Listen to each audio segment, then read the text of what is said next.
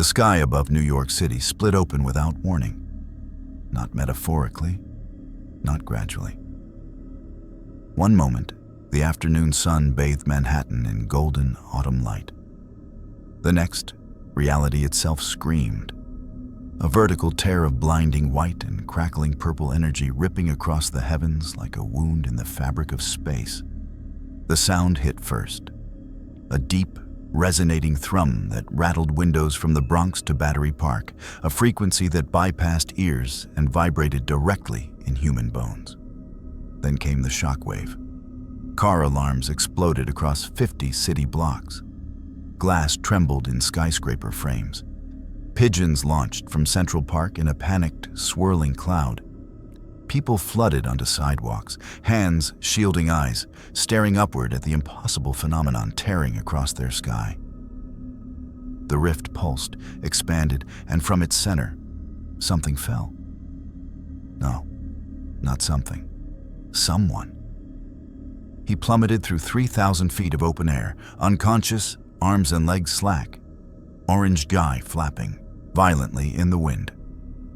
Gravity claimed him with absolute authority, accelerating his descent toward the densely populated streets of Midtown Manhattan. 200 miles per hour, 250, 300. Terminal velocity achieved and exceeded as the figure rocketed earthward like a missile with a heartbeat. He should have died on impact. Instead, at 500 feet, his eyes snapped open, black pupils suddenly visible, sharp and alert. His body twisted mid-fall with liquid grace, flipping once, twice, limbs finding position. Energy, invisible, intangible, but there, flared around him like an aura of controlled fire. The air itself seemed to push back against his descent, resistance building where physics said there should be none. Goku landed in the center of Times Square. The impact crater spider-webbed outward for 20 feet, concrete buckling and shattering, but no shockwave followed. No catastrophic destruction. He'd bled off the momentum somehow, energy dissipating into the ground through vectors that made no scientific sense. Dust billowed upward in a perfect circle. Car alarms wailed. Tourists screamed and scattered, smartphones forgotten in their panic. And in the center of the crater, Son Goku stood slowly, brushing dust from his orange guy with casual confusion. "Huh," he said to no one in particular, his voice carrying that distinctive blend of innocence and bewilderment. That was weird. Whis? Beerus? He turned in a slow circle, taking in the towering glass and steel structures surrounding him. The massive electronic billboards flashing advertisements in languages he couldn't read. The hundreds of humans staring at him with expressions of pure terror. This doesn't look like King Kai's planet. His stomach growled, loudly. Man, I'm starving. Goku scratched the back of his head, that trademark gesture of confusion, completely oblivious to the pandemonium his arrival had caused. "Hey!" He waved at the nearest group of frozen bystanders. "You guys know where I can get something to eat? I was training with Whis, and then there was this weird pulling feeling and..." A woman shrieked and ran. Others followed, a stampede of panic flooding away from the crater in all directions. Goku blinked. Was it something I said? 6 blocks away, in Stark Tower's newly renovated penthouse, alarms screamed to life. JARVIS, Tony Stark's artificial intelligence, registered the energy signature exactly 0.3 seconds after the rift appeared, and immediately classified it as unknown, threat level, extreme. "Sir."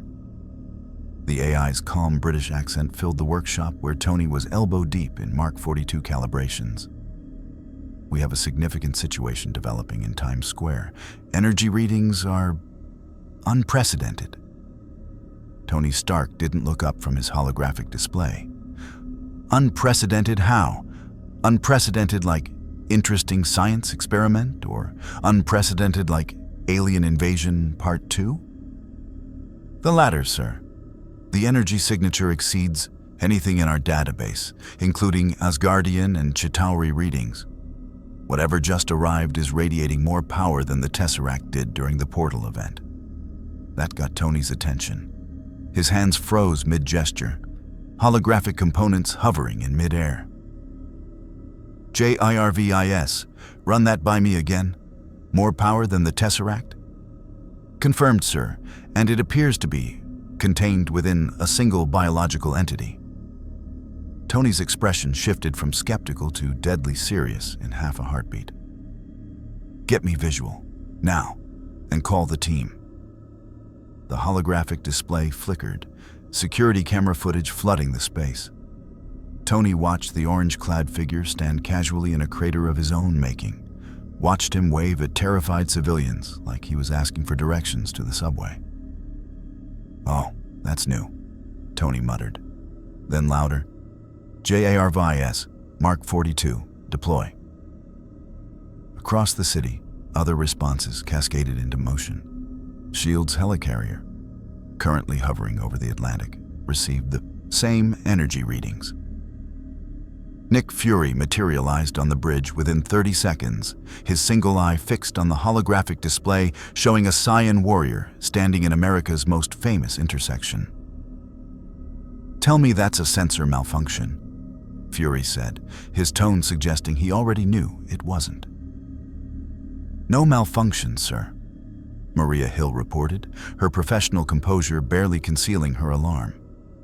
That energy signature is real. It's organic. And Director, nothing in our database comes close to these readings. How bad? If those readings are accurate, he could level Manhattan without trying. Fury's jaw tightened. Get Strike Team Delta mobilized. Scramble fighters, but keep them at observation distance. And somebody find me Thor. We need an expert opinion on whatever the hell just dropped into my city. In the Sanctum Sanctorum, the Ancient One's eyes opened from meditation, ancient and knowing. She'd felt the dimensional barrier tear, felt the unfamiliar energy signature punch through from a reality structure she didn't recognize. Not a threat from her dimension, not an invasion from the dark dimension. Something else entirely. Interesting, she murmured, rising gracefully from her seated position. The barrier's thin, and the multiverse surprises us still. Wong appeared at her side, concern evident in his expression. Master, that energy is beyond anything Earth has encountered, the Ancient One finished. But not hostile, not yet. Curious, confused, and... She tilted her head, sensing deeper. Pure, remarkably so. We will watch. And wait. Back in Times Square, Goku had finally noticed that people were running away from him rather than toward him. This confused him greatly. Back home, people usually crowded around after he saved them, wanting autographs and pictures. Here, they acted like he was some kind of monster. Hey, wait, he called after a fleeing hot dog vendor, his stomach growling again at the sight of the cart. Are you gonna finish? Those... The Iron Man armor arrived like a bullet painted red and gold, repulsors flaring as it executed a perfect deceleration arc and landed 20 feet from the crater. The faceplate snapped up, revealing Tony Stark's carefully controlled expression, equal parts cocky confidence and genuine wariness. All right, Godzilla, Tony said, his tone conversational despite the obvious tension radiating from his posture. You want to tell me what you are, where you're from, and why you just used my favorite tourist trap as a landing pad. Goku's face brightened instantly. Oh, hey, you look pretty strong.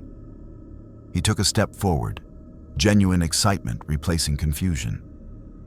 Are you a fighter? I can sense something different about your energy. It's not Kai, but it's definitely power of some kind. That armor is amazing. Did you make it yourself? Tony's repulsors charged with a high-pitched whine, both hands raising to targeting position. That's close enough, Karate Kid. I asked you questions. I'd appreciate answers before we get to the part where I have to turn you into a crater inside a crater." Goku stopped, holding up both hands in a peaceful gesture. "Whoa, easy. I'm not here to fight.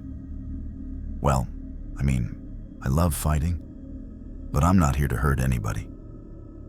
He smiled that wide, innocent smile that had disarmed gods and emperors. "I'm Goku. I was training with my teacher when something weird happened, and I ended up here, wherever here is. This is still Earth, right? The buildings look different, but Earth, yes. Your Earth. That's the question." Tony's scanners were feeding him data that made absolutely no sense. The biological readings were humanoid: 2 arms, 2 legs, cardiovascular system. But the energy signature was off the charts. Not radiation, not electricity. Something his sensors couldn't properly classify. Something that radiated from every cell of the man's body like he was a living nuclear reactor running on impossible physics. JARVIS, Tony subvocalized, "Power analysis." "Sir, if those readings are accurate, the subject could output energy equivalent to a thermonuclear device. His physical durability appears to be..." "Yeah, I'm seeing it. That's not possible." "Nevertheless, sir." Goku cocked his head, picking up on Tony's obvious suspicion. "You don't trust me. That's okay, I'm a stranger. But really, I'm not here to cause trouble. I just want to figure out where I am and maybe get something to eat. After that, I need to find a way back home. My wife's gonna kill me if I miss dinner again." "Your wife?" Tony repeated flatly. "Right. The incredibly powerful alien who just crashed through reality is worried about missing dinner. That tracks." "I'm not an alien," Goku protested. "Well, I guess technically I am. I'm a Saiyan from planet Vegeta. But I was raised on Earth. I've been protecting it my whole life. I've saved the world like, I don't know, a lot of times. Lost count after the first few." Above them, the Quinjet descended through the dissipating rift clouds, S.H.I.E.L.D. markings clearly visible on its hull. Simultaneously, the distant sonic boom of something approaching at supersonic speed announced Thor's arrival seconds before the god of thunder touched down on the opposite side of the crater, Mjolnir crackling with barely contained lightning. Captain America emerged from the Quinjet's ramp, shield ready, his tactical mind already assessing threat vectors and civilian evacuation routes. Black Widow and Hawkeye flanked him, weapons trained but fingers off triggers. Professional enough to recognize that if this went wrong, their bullets wouldn't matter anyway. Goku looked around at the assembled heroes, at the weapons pointed in his direction, at the tension crackling in the air like static electricity before a storm. He sighed, a sound of genuine disappointment. "You know," he said quietly, his tone still friendly but carrying an undercurrent of something deeper, something that suggested vast reserves of power held carefully, deliberately in check. "Back home, when someone falls from the sky, people usually ask if they're okay before pointing weapons at them." Thor stepped forward, his warrior's instinct reading what the others missed. The relaxed posture that spoke of absolute confidence. The lack of fear despite being surrounded and outnumbered. The way power radiated from this stranger like heat from a star. He'd seen this before, in the greatest warriors of Asgard, in his father in his prime. This was no frightened refugee. This was a fighter who could afford to be friendly, because he knew that he was the strongest person here. "I am Thor, son of Odin," the Thunder God declared, Mjolnir lowering slightly. "You carry yourself as a warrior, stranger. Tell me true. Do you come as friend or foe?" Goku's smile returned, genuine and warm. "Friend, definitely friend. Like I told the armored guy, I'm just lost. But..." He met Thor's eyes, and something passed between them, a recognition that transcended words. If you want to test my strength after we sort this out, I'd be really interested in a sparring match. You feel powerful. Like, really, really powerful. It's been a while since I've fought someone who could actually push me. Tony's HUD pinged urgent warnings as his sensors detected a subtle but unmistakable spike in the stranger's energy output. Not a threat display, but excitement. Pure, childlike excitement at the prospect of a good fight. "Oh, this is going to be complicated," Tony muttered. Nick Fury's voice crackled through the team's communications, cutting through the tension with practiced authority. "Avengers, this is Fury. Do not engage unless absolutely necessary. We need intelligence before we make any moves. Stark, can you contain him if this goes south?" Tony stared at his readouts, at the impossible numbers scrolling across his HUD, at the friendly man in orange gi who radiated enough power to crack continents. "Director, I'm going to be honest with you. I don't think anyone here can contain him. But the good news, I don't think we'll have to. He's either the greatest actor in the multiverse, or he's exactly what he appears to be. Crazy, powerful, and completely non-threatening. That's not reassuring, Stark." "Yeah, well, welcome to my world." Goku stretched, his joints popping audibly, completely unaware of the tactical assessments and strategic calculations happening around him. His stomach growled again, louder this time, and he laughed sheepishly. "So," he said brightly, addressing the assembled Avengers with that trademark oblivious cheerfulness. "Anybody know where I can get some food? And maybe someone can explain what's going on? Last thing I remember, I was with Whis near Beerus's planet, and then..." He gestured vaguely at the sky. "Here." Captain America exchanged glances with Tony, then Thor. A silent conversation passed between the three leaders. Do we trust him? Do we have a choice? Can we afford not to? Steve Rogers lowered his shield slightly, making a decision. "Let's start with talking," he said, his voice carrying that natural authority that made even gods listen. "No one needs to fight today. But we need answers, and you clearly need help. Maybe we can work this out." Goku's face split into a grin, so genuinely happy it was almost disarming. "Now that sounds great. I'm really good at working things out." He paused, then added with complete sincerity, "Usually by punching things, but talking works too." Tony sighed inside his helmet. "JARVIS, clear my schedule for the rest of the week. Something tells me this is going to take a while." "Already done, sir."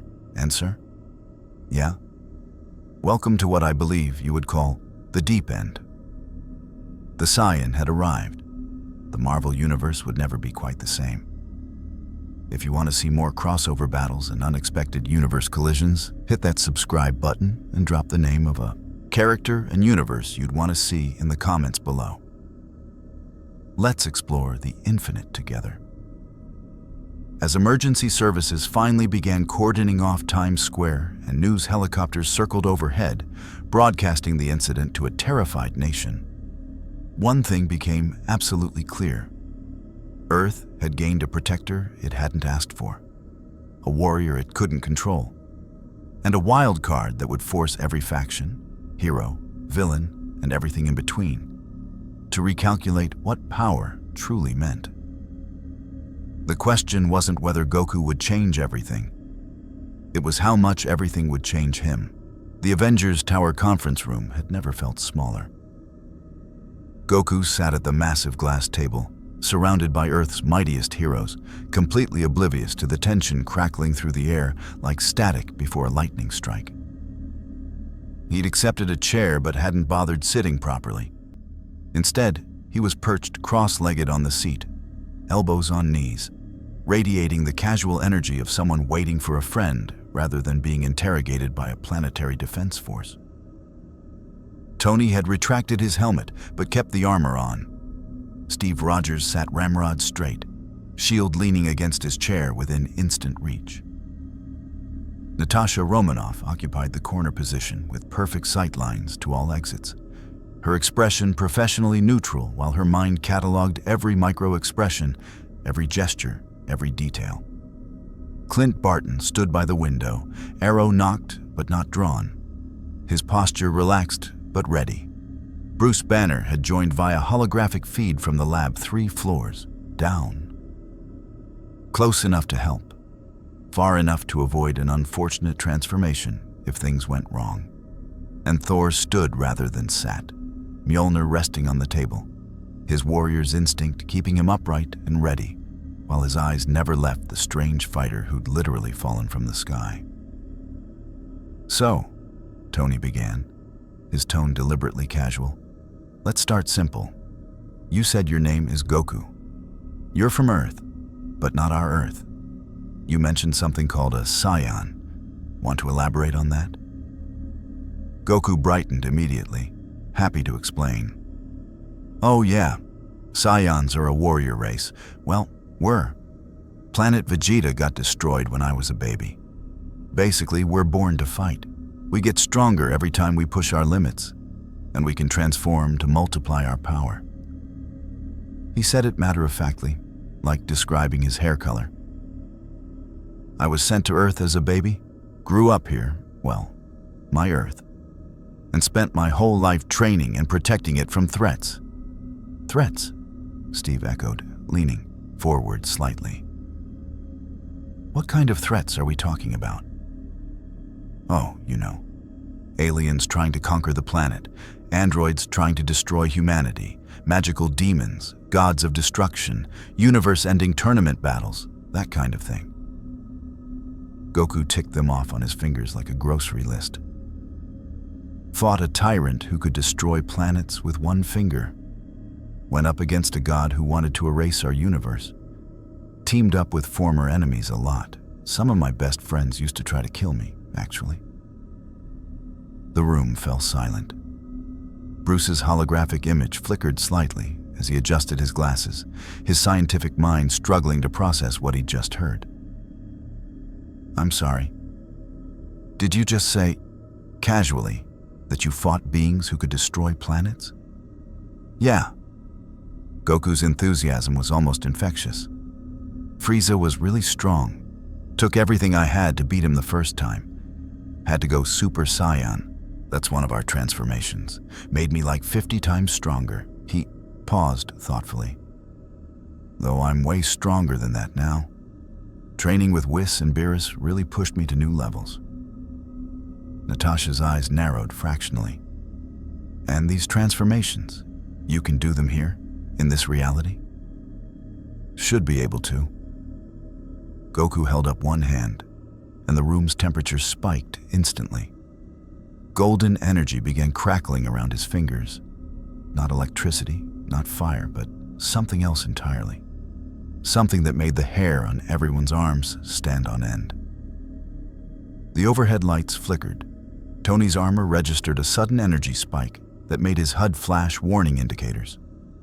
Then Goku closed his fist and the energy vanished, just as quickly as it appeared. "Yeah, Kai works fine here.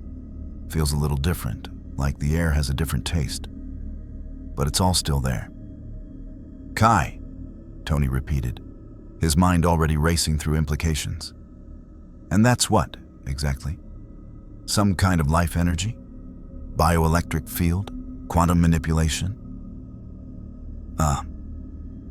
Goku scratched his head sheepishly. "Honestly, I just call it ki. My teachers explained it once. Something about life force and inner energy and spiritual power. But I never paid much attention to the technical stuff. I just learned how to use it." He shrugged apologetically. "I'm better at the doing than the explaining." Thor's eyes had never left Goku throughout the exchange, and now he spoke, his voice carrying the weight of centuries. "I have traveled the 9 realms and beyond. I have seen warriors of legend fought beside gods and monsters. Yet never have I encountered one who speaks of planet-destroying power with such innocence. It wasn't an accusation. It was wonder mixed with wariness. Tell me, Son Goku, if you possess such might, why do you not rule your world? Why serve when you could command? The question hung in the air, and for the first time since entering the room, Goku's expression shifted. Not to anger, but to genuine confusion, as if Thor had asked why water wasn't dry. Rule? Why would I want to do that? Goku's tone suggested the idea had never even occurred to him. That sounds boring and terrible. I just want to fight strong opponents, protect my friends and family, and eat good food. Ruling people? Having to make decisions about taxes and laws and stuff? He actually shuddered. That's the worst punishment I can imagine. I'd rather fight Beerus again. Steve Rogers felt something shift in his assessment. He'd seen tyrants, megalomaniacs, and would-be conquerors. They all shared certain tells: hunger for control, need for validation, viewing others as tools or obstacles. This man displayed none of those markers. Instead, he radiated something Steve recognized from mirrors on his best days.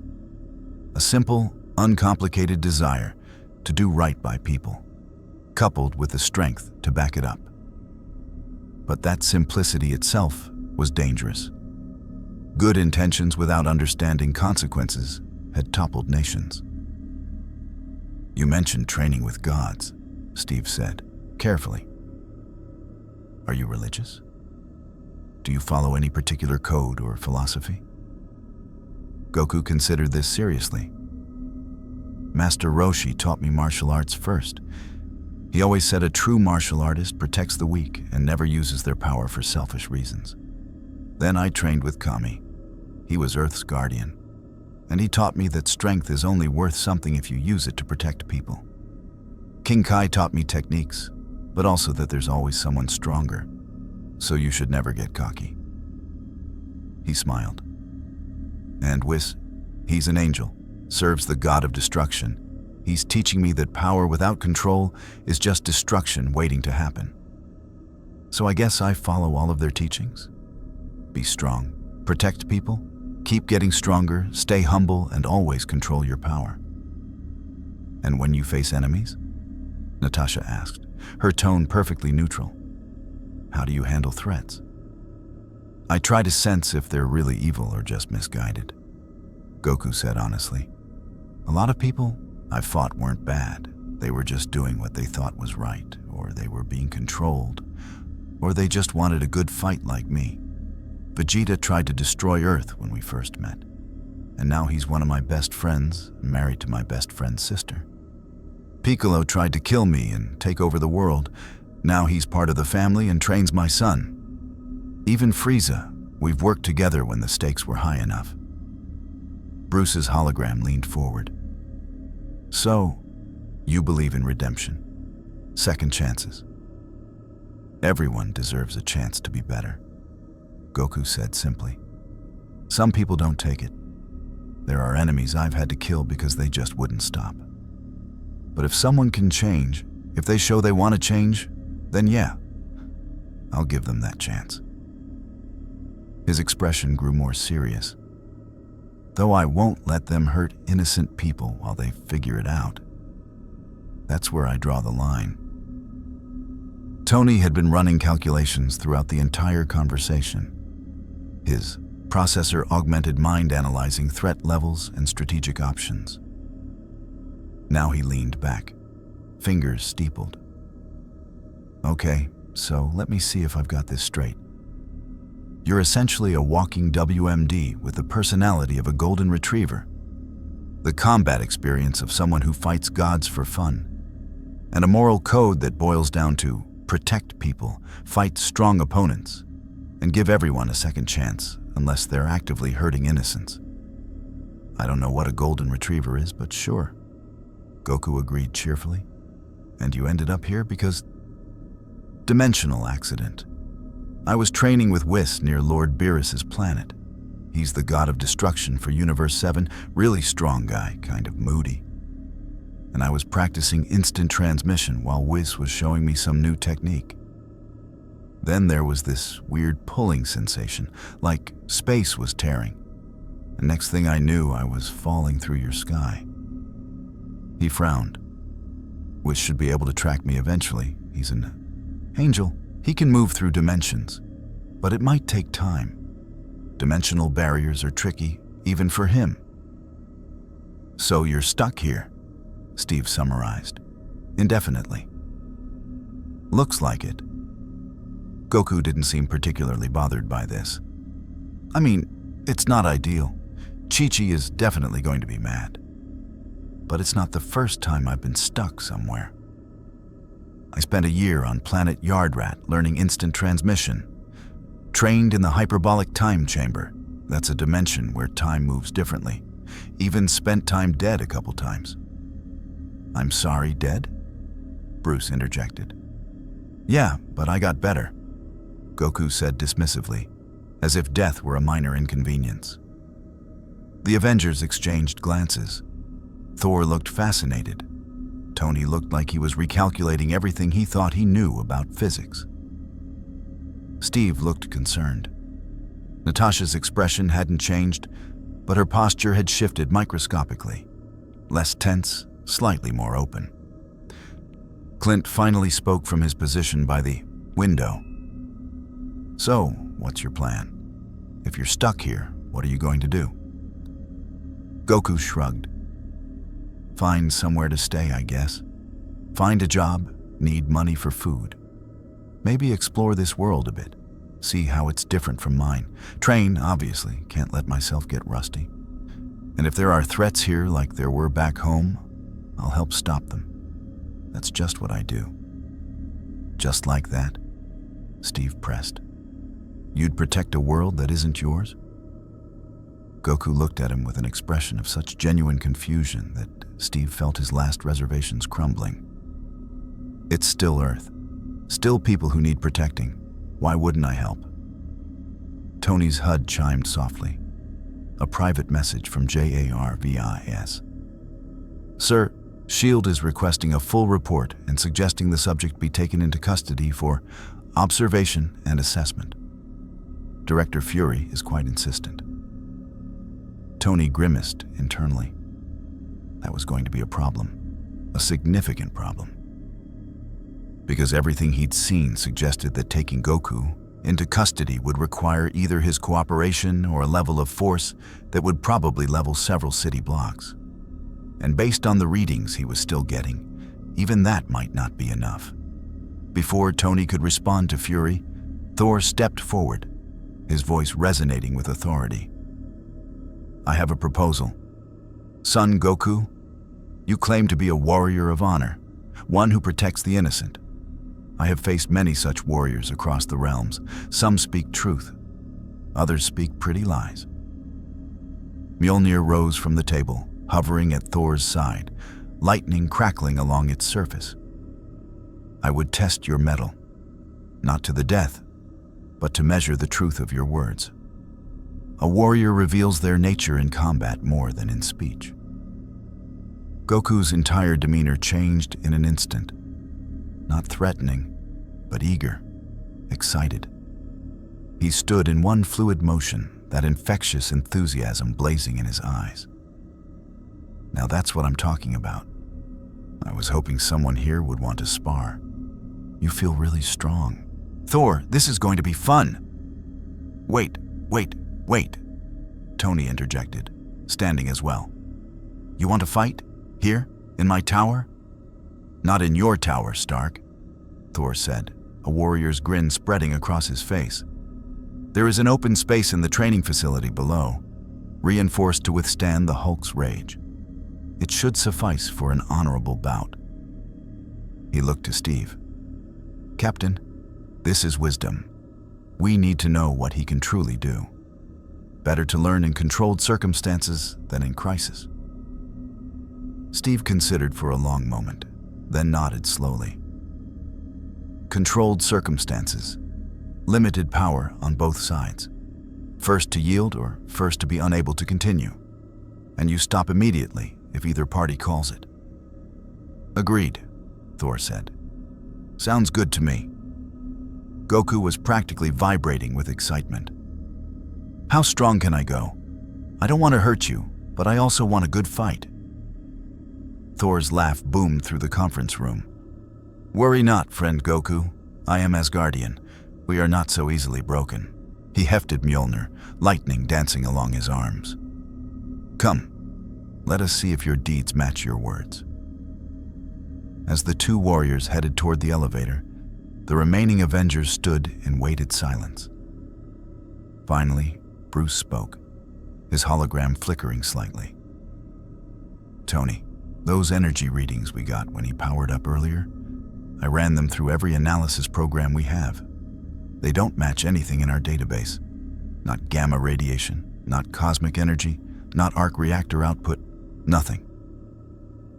I know, Tony said quietly. If he can truly do what he claims, destroy planets, fight gods, and Thor decides to push this fight to see those limits, the tower can handle it, Tony said, though his tone suggested he wasn't entirely convinced. Reinforced to take Banner at full rage, vibranium support structures, energy dampening fields. Should be fine. Should, Natasha repeated. That's reassuring. Steve moved to the window, watching the city spread out below, millions of people going about, their lives, completely unaware that a being of impossible power had just arrived in their reality. We need more information about where he comes from, how he got here, whether others could follow, and we need to know if he's really what he appears to be. A good man with godlike power, Clint said. That should be comforting. So why does it feel terrifying? Because power like that shouldn't be in one person's hands, Steve answered. No matter how good their intentions. That kind of strength without oversight, without accountability, it's a recipe for disaster. Even if he never means to cause harm, what happens when he makes a mistake? When he misjudges a situation? When his good intentions aren't enough? Tony thought about the Chitauri invasion, about the nuke he'd guided through a portal into space, about how close they'd come to losing everything. Or what happens when something shows up that even he can't handle, and Earth is caught in the crossfire of a battle between cosmic powers? Then we hope, Natasha said quietly, that he's as good as he seems. Because if he's not, I don't think anything on this planet can stop him. Far below, in the reinforced training facility, Goku and Thor stood facing each other across 50 feet of clear space. The room was vast, designed to contain the Hulk's destructive potential, with walls of reinforced concrete backed by vibranium mesh and energy-dampening fields humming at low power. Thor rolled his shoulders, Mjolnir spinning lazily at his side. I shall not insult you by holding back, Goku of the Saiyans, but know that I fight for Midgard, for Earth. Should you prove false, should you threaten this realm, the full might of Asgard will stand against you. Goku's smile was genuine, respectful. I understand. You're protecting your people. That's exactly what a good warrior should do. He dropped into a fighting stance, one that looked deceptively casual but hummed with coiled potential. And don't worry about insulting me. I want you at your best. It's no fun otherwise. Thor's expression shifted to one of fierce joy. Here was something he understood completely, not politics, not schemes, but the pure simplicity of warriors testing their strength. Then come, friend. Show me the might of the Saiyans. Thunder crashed, energy exploded, and in the space between heartbeats, two gods of war collided with a sound like reality breaking. The first exchange happened too fast for security cameras to fully capture. Thor launched forward, Mjolnir leading like a lightning-wreathed battering ram, the god of thunder moving with the speed and precision of a warrior who'd fought for over 1,000 years. The hammer cut through air that ionized in its wake, a blur of silver and crackling blue energy aimed directly at Goku's center mass with enough force to shatter mountains. Goku didn't dodge. He caught it, one hand, palm open. The impact produced a shockwave that radiated outward in a perfect sphere, slamming into the reinforced walls with enough force to crack concrete and trigger every sensor in the room. The energy-dampening fields flared white, struggling to contain the sudden spike. But Goku stood perfectly still, arm extended, holding Mjolnir motionless as casually as catching a baseball. His smile widened. Wow, that's heavy. And it's got some kind of enchantment on it, doesn't it? I can feel something trying to push against me, like the hammer itself is alive. Thor's eyes widened fractionally. Not with fear, but with the dawning realization that this might be far more interesting than he'd anticipated. No mortal should be able to stop Mjolnir mid-flight. Very few beings in the 9 realms possessed such strength. You caught Mjolnir. Is that its name? Cool. Goku released the hammer, stepping back and gesturing for Thor to continue. Come on, don't hold back. I want to see what you can really do. 3 floors above, Tony's holographic displays exploded with data. JARVIS, tell me those readings are wrong. I wish I could, sir. The kinetic force of Thor's strike registered at approximately 12,000 pounds per square inch. Subject stopped it with negligible displacement. His cellular structure appears to be absorbing and redistributing impact energy through vectors I cannot properly quantify. That's not possible. And yet, sir. Bruce Banner watched the holographic feed with the analytical detachment of a scientist observing something that rewrote fundamental assumptions. Tony, if he can stop Thor's hammer, if he can contain that kind of kinetic energy without even bracing himself, then the power levels he described weren't exaggeration. They might have been understatement. In the training facility, Thor recalled Mjolnir to his hand, lightning dancing along his arms and crackling through his hair. His eyes glowed with barely contained power, the full might of the storm gathering in his divine form. Very well, Goku. You wish to see my strength? Then witness the power of the storm. He launched himself upward, Mjolnir raised high, and the ceiling erupted with lightning. Great branching bolts of electrical fury that converged on Thor's position, feeding into him, amplifying his already formidable might. The air pressure in the room dropped precipitously. Ozone filled every breath. The lights exploded in cascading sequence as electricity overloaded, circuits designed to handle the Hulk's rage. For Asgard!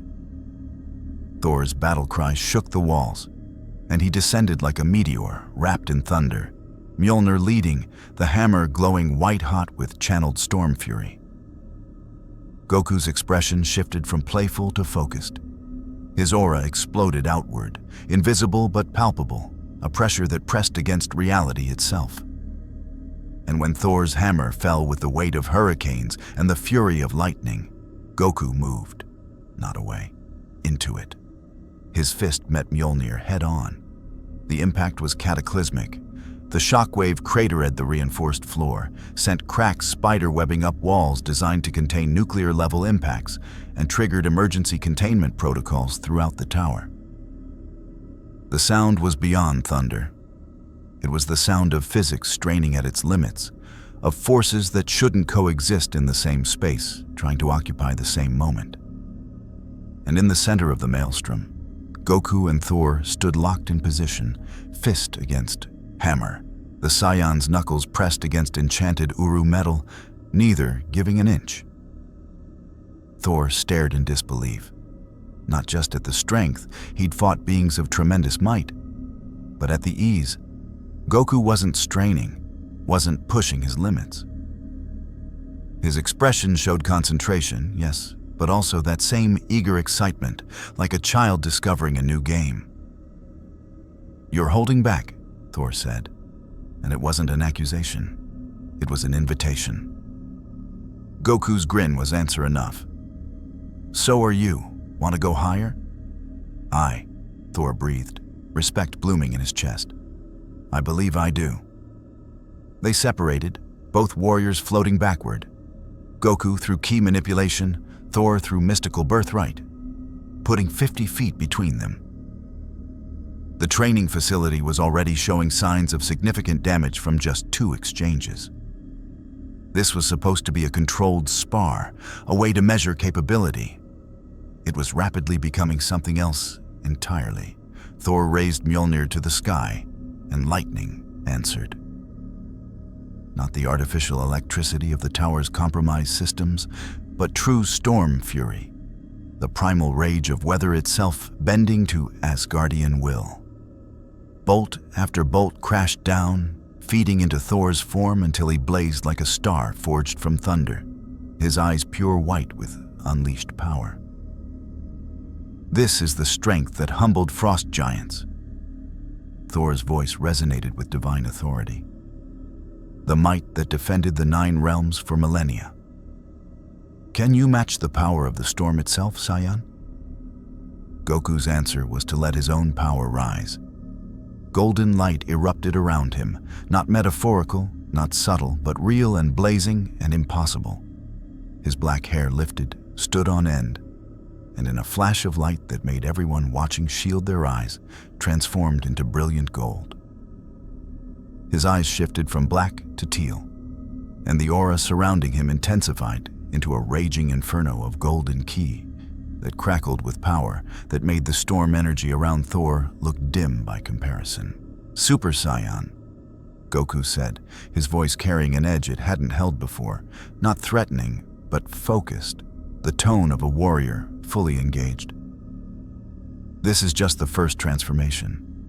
Want to see what I can really do?" The energy readings in Tony's displays went completely haywire. "That's impossible," Bruce whispered, staring at numbers that defied every law of thermodynamics he'd ever studied. The energy output, it's like he's producing the power of a small sun just from transforming. Where is that energy even coming from? "His body," Tony said faintly. JARVIS is detecting it. Every cell in his body is generating this energy. It's not external. It's not drawing from any source we can measure. He's just producing it, perpetually, like a biological fusion reactor that runs on fighting spirit and apparently violates conservation of energy. Steve Rogers watched the golden-haired warrior floating in the training facility and felt something he rarely experienced. Genuine uncertainty about whether this was a blessing or a curse. If he's this strong in just his first transformation, then we really don't want to know what his upper limits are, Natasha finished quietly. But Thor was laughing. Pure, joyous, battle-born laughter that echoed through the damaged training facility. "Now this is a worthy opponent. Come then, Super Saiyan. Let us see whose strength prevails." They collided in the center of the room, and this time there was no holding back. Mjolnir swung in arcs of lightning-wrapped devastation.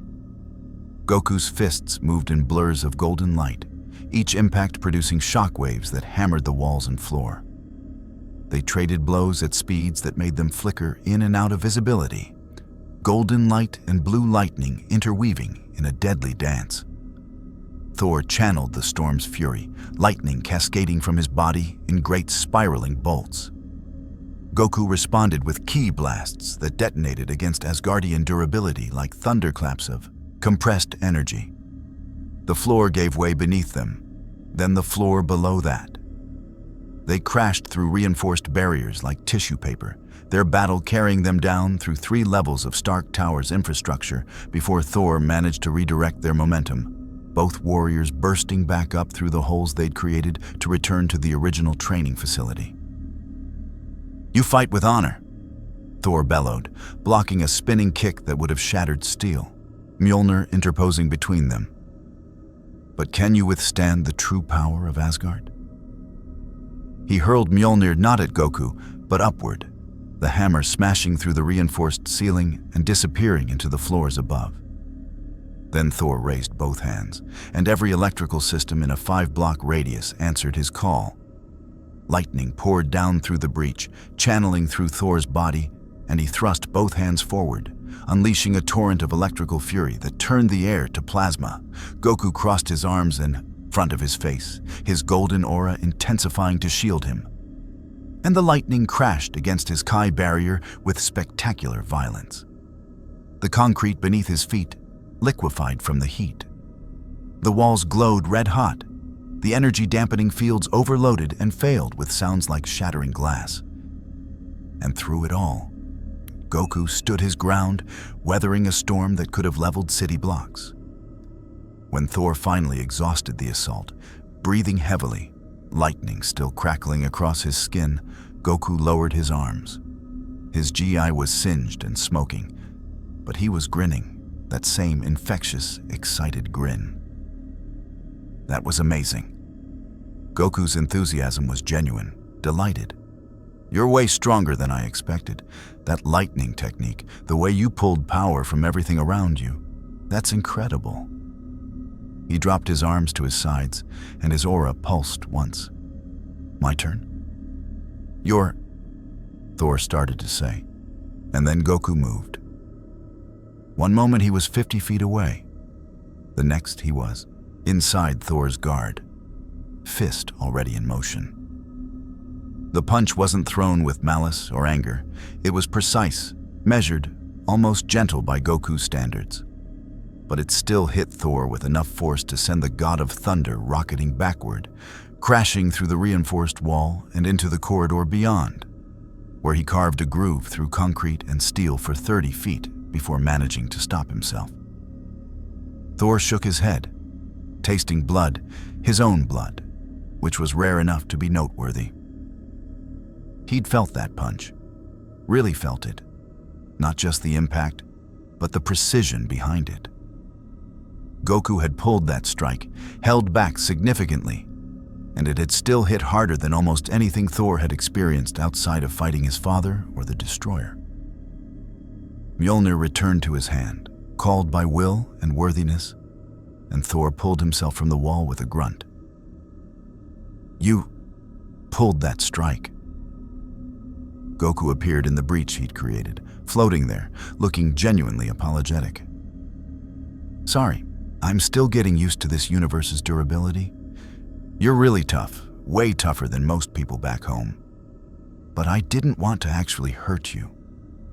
Are you okay? Thor started laughing again, wiping blood from his lip. More than okay, friend Goku. That was exhilarating. He floated back into the training facility, or what remained of it. But perhaps we should call this bout before we bring Stark's tower down upon our heads. I have measured your strength. You have measured mine. And I believe we both know the truth. That we're both holding back? Goku said, powering down, his hair returning to black, the golden aura dissipating. Yeah, I didn't want to push too hard. This is your home, and fighting all out would probably cause too much damage. But this was great. You're really strong, Thor. I'd love to spar with you more when we've got better space for it. Thor touched down, dismissing the lightning, returning to his normal state. He approached Goku and, in a gesture that carried millennia of warrior tradition, clasped the Saiyan's forearm. You have my respect, Son Goku. Your strength is genuine, your spirit is pure, and your restraint speaks of wisdom. I name you friend and ally of Asgard. Goku clasped Thor's forearm in return, beaming. Thanks. You're a good guy, Thor. I'm glad we got to fight. As am I. Thor's expression grew more serious. But know this, what we just engaged in was but a fraction of our true might. If you can transform beyond that golden state, if you possess even greater power, he met Goku's eyes steadily, then you are perhaps the mightiest warrior I have ever encountered, and I have stood against Surtur himself. Well, Goku said modestly, I've been training a long time, and I've had amazing teachers. But there's always someone stronger. That's what makes life interesting. Above them, the Avengers stood in stunned silence, watching security footage of the battle on screens that had somehow survived the chaos. The facility was devastated. Walls cracked, floors collapsed, systems offline, and both warriors looked like they'd barely broken a sweat. "Okay," Tony said into the silence. "New plan. We don't try to contain him. We definitely don't try to fight him unless absolutely necessary. And we really, really hope he meant it about wanting to help." Steve nodded slowly, still processing what he'd witnessed. Thor trusts him. That counts for something. Thor also just got punched through a reinforced wall and laughed about it. Clint pointed out, "I'm not sure his judgment is entirely reliable when it comes to people who can hit that hard." Natasha was already thinking 3 moves ahead. S.H.I.E.L.D. is going to push for containment. Fury won't accept too powerful to control as an answer. And if governments get involved, if they see footage of this fight, they'll panic. Fear makes people do stupid things. Then we need to make sure they don't see him as a threat, Bruce said, his voice thoughtful. We need to show them he's on our side, that he's controllable even if we can't actually control him. You mean lie, Steve said bluntly.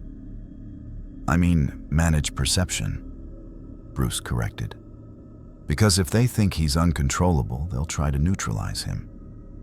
And based on what we just saw, any attempt to neutralize him will fail catastrophically and probably get a lot of people killed.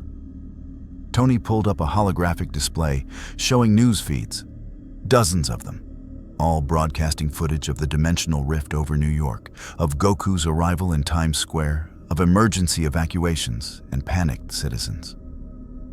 Too late. This is already going viral. Every news outlet on the planet is running the story. Mysterious alien arrives in New York. New superhuman threat? Who is the Orange Fighter? He sighed. We've got maybe 6 hours before every government agency on Earth starts demanding answers. Then we'd better have a good story ready, Steve said grimly. Because something tells me he's a nice guy who can destroy planets, but promises not to, isn't going to cut it. In the ruined training facility, Goku looked around at the destruction with a sheepish expression. Sorry about your building. This happens a lot when I fight. I can help repair it if you want. I'm pretty good with construction, helped rebuild entire cities after battles back home. Thor clapped him on the shoulder with enough force to stagger a normal person. Goku didn't even sway. Worry not, my friend. A room's worth of damage is a small price for finding a warrior worthy of Asgard's respect. Come, let us rejoin the others and discuss your place in this world. I suspect you have much to teach us, and we have much to teach you.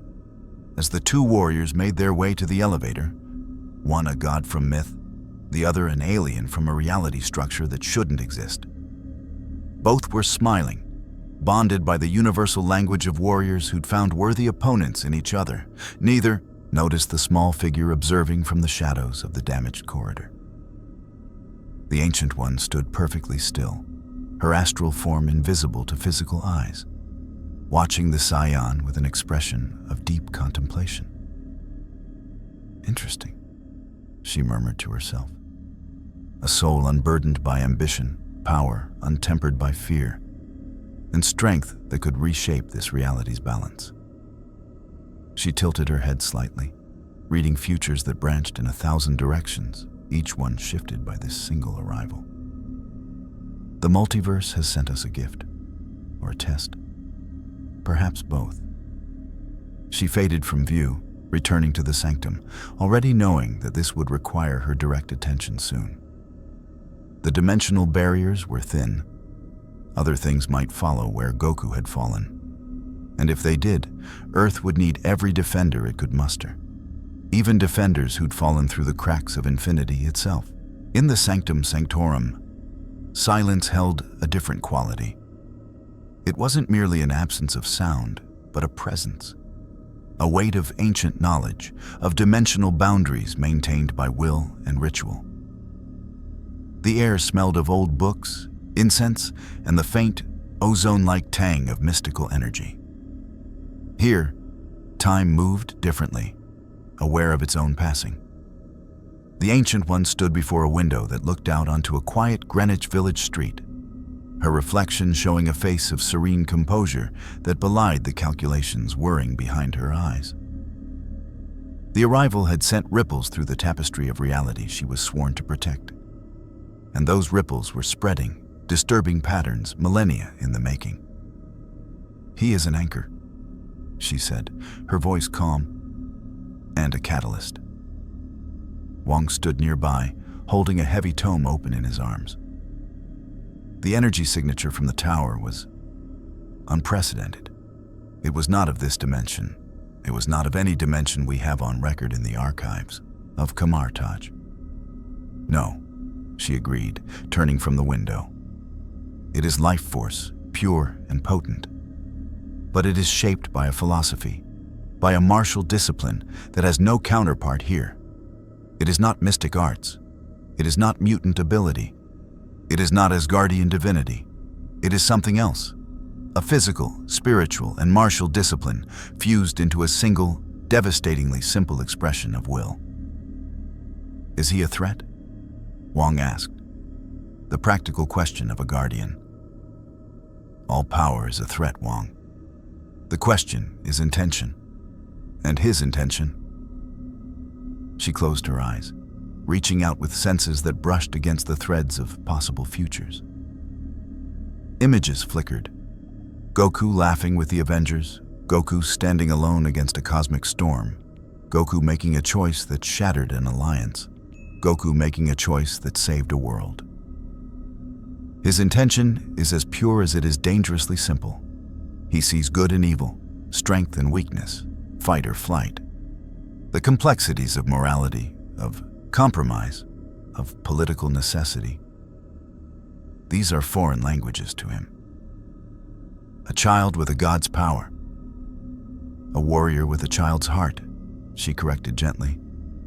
And that is why Nick Fury and his S.H.I.E.L.D. will fail in their approach. They will see a weapon to be secured or a threat to be neutralized. They will not understand that you cannot secure a force of nature. You can only hope to stand beside it when the storm breaks. A subtle chime resonated through the sanctum, a ward alerting her to a significant shift.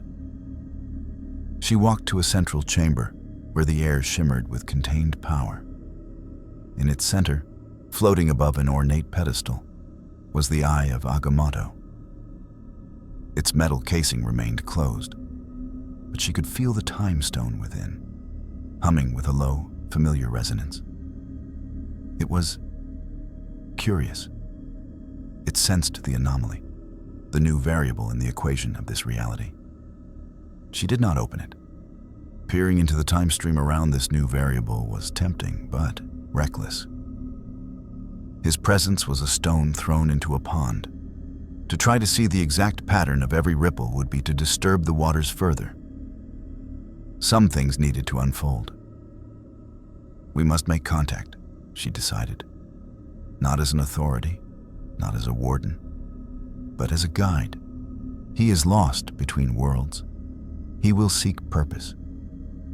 If that purpose is given to him by those who see only a tool, the consequences could be dire. He must be shown the nuances of this world, the shadows between the light and dark.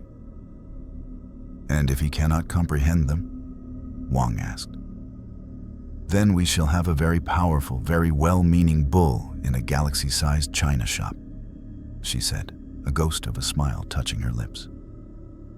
But I do not think that will be the case. His spirit is adaptable. He learns through conflict, through testing his limits. This world will test him in ways he has never imagined, not with sheer power, but with ambiguity. Across the city, in a S.H.I.E.L.D. conference room that felt deliberately impersonal, Nick Fury was having a significantly less philosophical discussion. The holographic display showed the ruined interior of Stark's training facility from multiple angles, with kinetic and energy analysis scrolling beside it.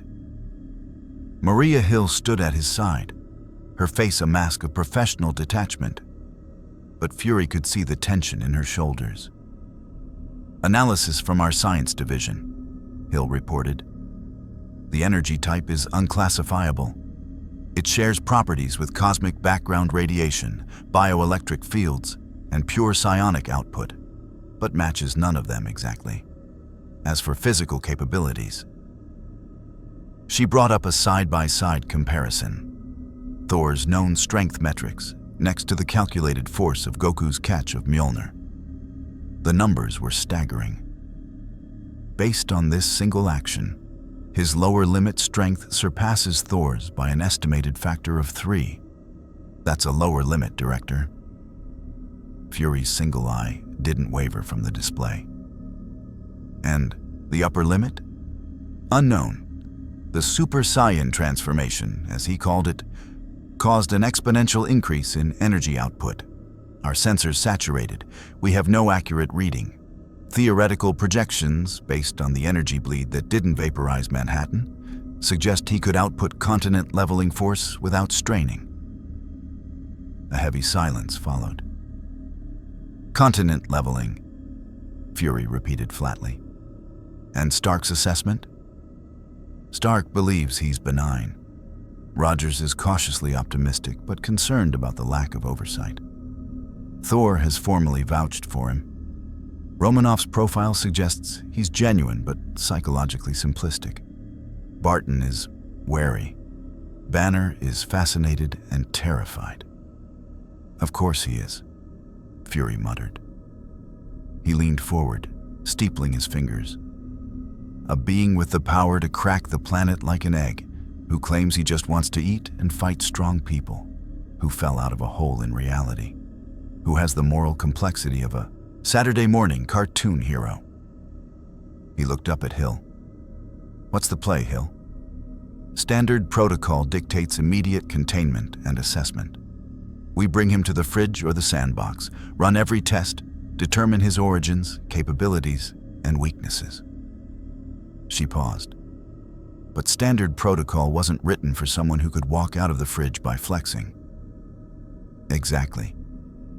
Fury stood, pacing to the window overlooking the Triskellion's busy operations floor. "We can't contain him, not with force. So we contain him with influence, with belonging. The Avengers are our best bet. They've made first contact. They've established rapport, even trust. We embed him there. We monitor. We learn.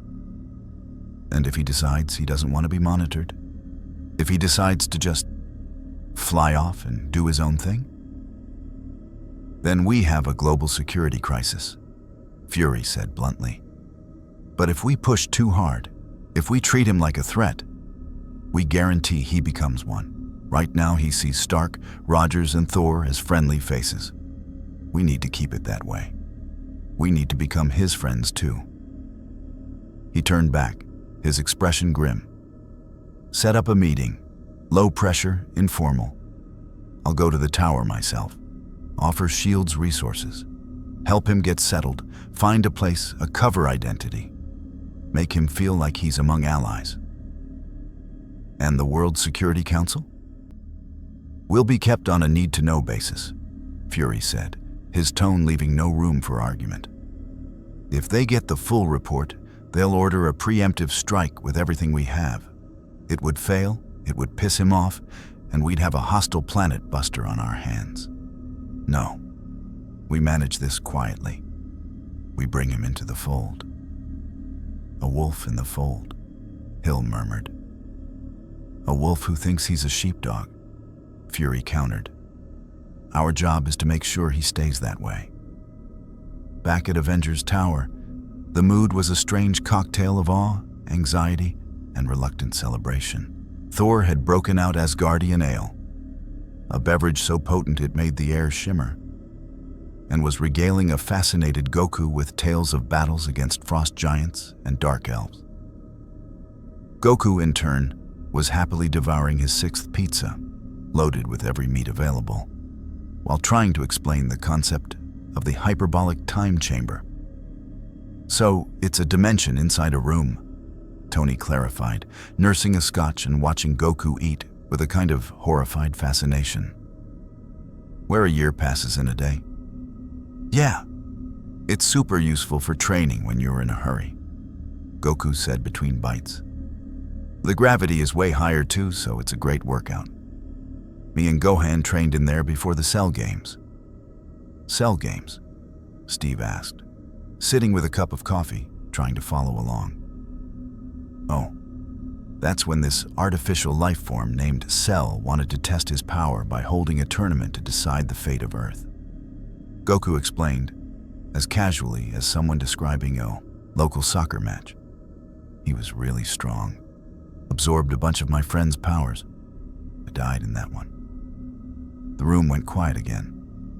You keep saying that, Bruce said from his holographic feed, his voice carefully neutral. That you died and came back. Yeah, it happens. Goku shrugged, finishing the pizza and looking around hopefully for more. The afterlife where I'm from is pretty organized. King Yema judges you, and if you're a good guy, you get to keep your body and train in the other world. I learned the spirit bomb from King Kai there after my first death. Dying's not so bad if you know you can get brought back with the Dragon Balls. Tony put his glass down slowly. Dragon Balls. Oh, right. They're these 7 magical orbs scattered across the planet. If you gather them all, you can summon Shenron, the Eternal Dragon, and he grants you a wish. Goku's eyes lit up. We've used them to bring back everyone killed by villains, to restore planets, all kinds of stuff. They're really handy.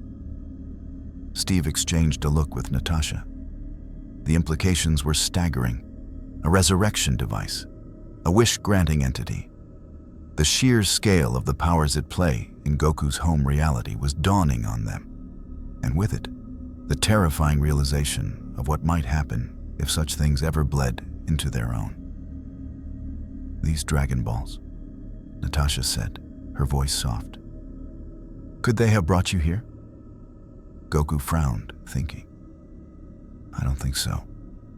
They work within our universe. This feels different. Like I slipped between the cracks. Wes said the multiverse has layers, like sheets of paper stacked together. I think I fell from one sheet to another. Before the conversation could spiral further into metaphysical theory, J.A.R.V.I.S. announced, Director Fury is arriving in the private landing bay. Tony sighed. Right on schedule. Goku, you're about to meet my boss. Sort of.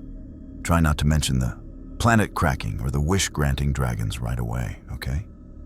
Let's ease him into it.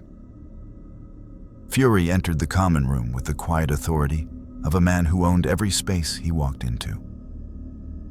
His eye swept the room, taking in the damaged ceiling, the scattered debris, Thor's expansive grin, and Goku, who was now licking pizza sauce off his fingers.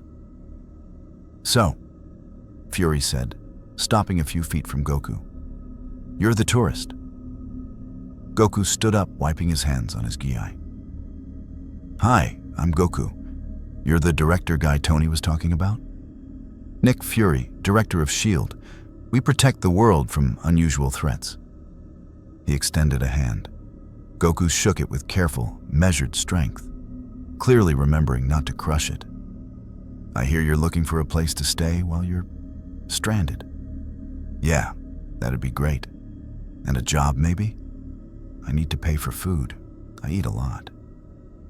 I've noticed, Fury said, a hint of dry humor in his voice. We can arrange that. S.H.I.E.L.D. can provide a stipend, a safe house, documentation. In return, we'd ask for your cooperation. Let our scientists run a few non-invasive tests to better understand your biology. Help us be prepared in case others from your reality follow. Goku's expression turned serious for a moment. You're worried about threats coming after me? It's a possibility we have to consider. Your arrival wasn't subtle. If something did track that energy signature, we need to be ready." Goku nodded, understanding. "Okay, I'll help. I don't want my problems becoming your problems. That's not fair." Fury studied him for a long moment, and some of the tension in his posture eased. The sincerity was disarming. "Good. Then we have an understanding." He turned to Tony. "Stark, we'll set him up in the safe house in Brooklyn. Low profile. Romanoff, Barton, I want you on rotation. Friendly oversight. Help him learn the rules of this world." "Rules?" Goku asked. "How things work here," Steve explained. "Laws, customs, what's acceptable and what's not. Your strength, it can't be used the same way here. Our world is more fragile, and the people in it are more vulnerable." "Right," Goku said, his face set in determined understanding. "No full-power fights in the city. Got it. I'll be careful." As Fury began discussing logistics with Tony and Steve, Goku wandered to the massive window, looking out over the sprawling metropolis. The sun was setting, painting the skyline in hues of orange and purple. His reflection in the glass showed a thoughtful face. He was stranded, in a world that was both familiar and utterly alien. A world without Chi-Chi's scolding, without Gohan's studies, without Piccolo's gruff training advice. No Dragon Balls to fix a mistake. No instant transmission to pop home for dinner. But there was a thrill there too. New challenges, new fighters like Thor, new mysteries. A whole world to protect, again. A purpose. His stomach growled, pulling him from his thoughts. He turned back to the group. "Hey, Director Fury, does that stipend start now? Because I'm still kinda hungry." Fury stared at him, then let out a short, sharp breath that was almost a laugh.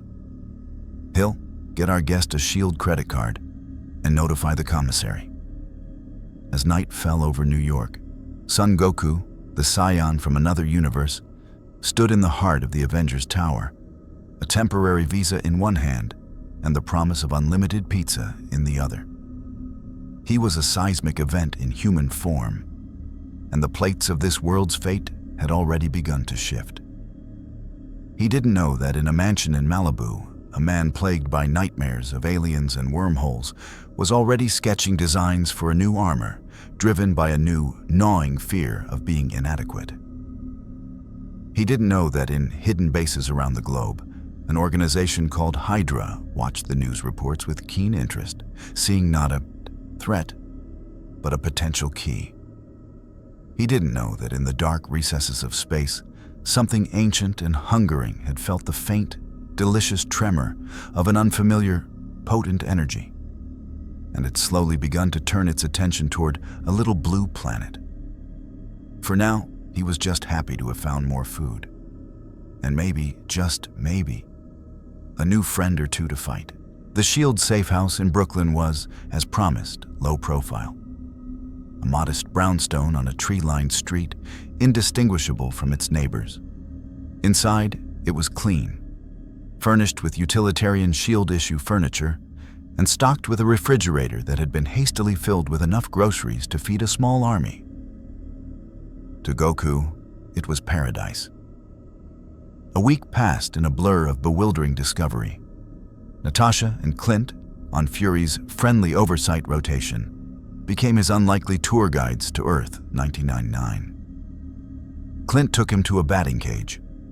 Goku, holding a baseball bat for the first time, listened patiently to the instructions, nodded seriously, and then proceeded to hit every single machine-pitched ball so hard they disintegrated into sawdust midair, the resulting shockwaves shattering the protective netting.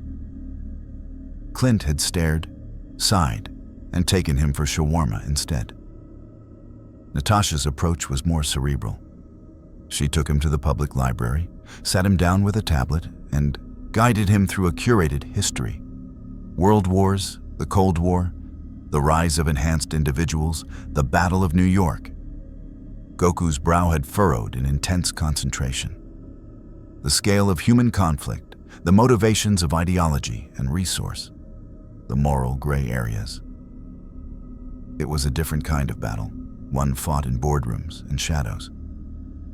He grasped the facts, but the nuanced bitterness of history seemed to slide off his simpler worldview. "So," he'd said, putting the tablet down, "these Hydra guys are like the Red Ribbon Army, but sneakier? And they lost? But they're hiding inside S.H.I.E.L.D. now? Why don't you just find them and fight them?" Natasha had given him a thin, knowing smile. "It's not that simple. The world isn't divided into clear good guys and bad guys wearing uniforms. Sometimes the enemy looks like your friend.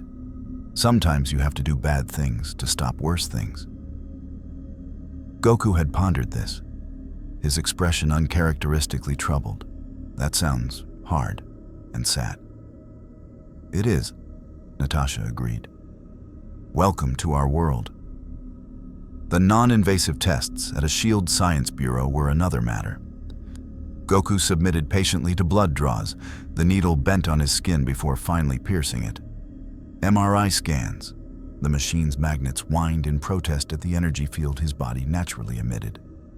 And strength assessments.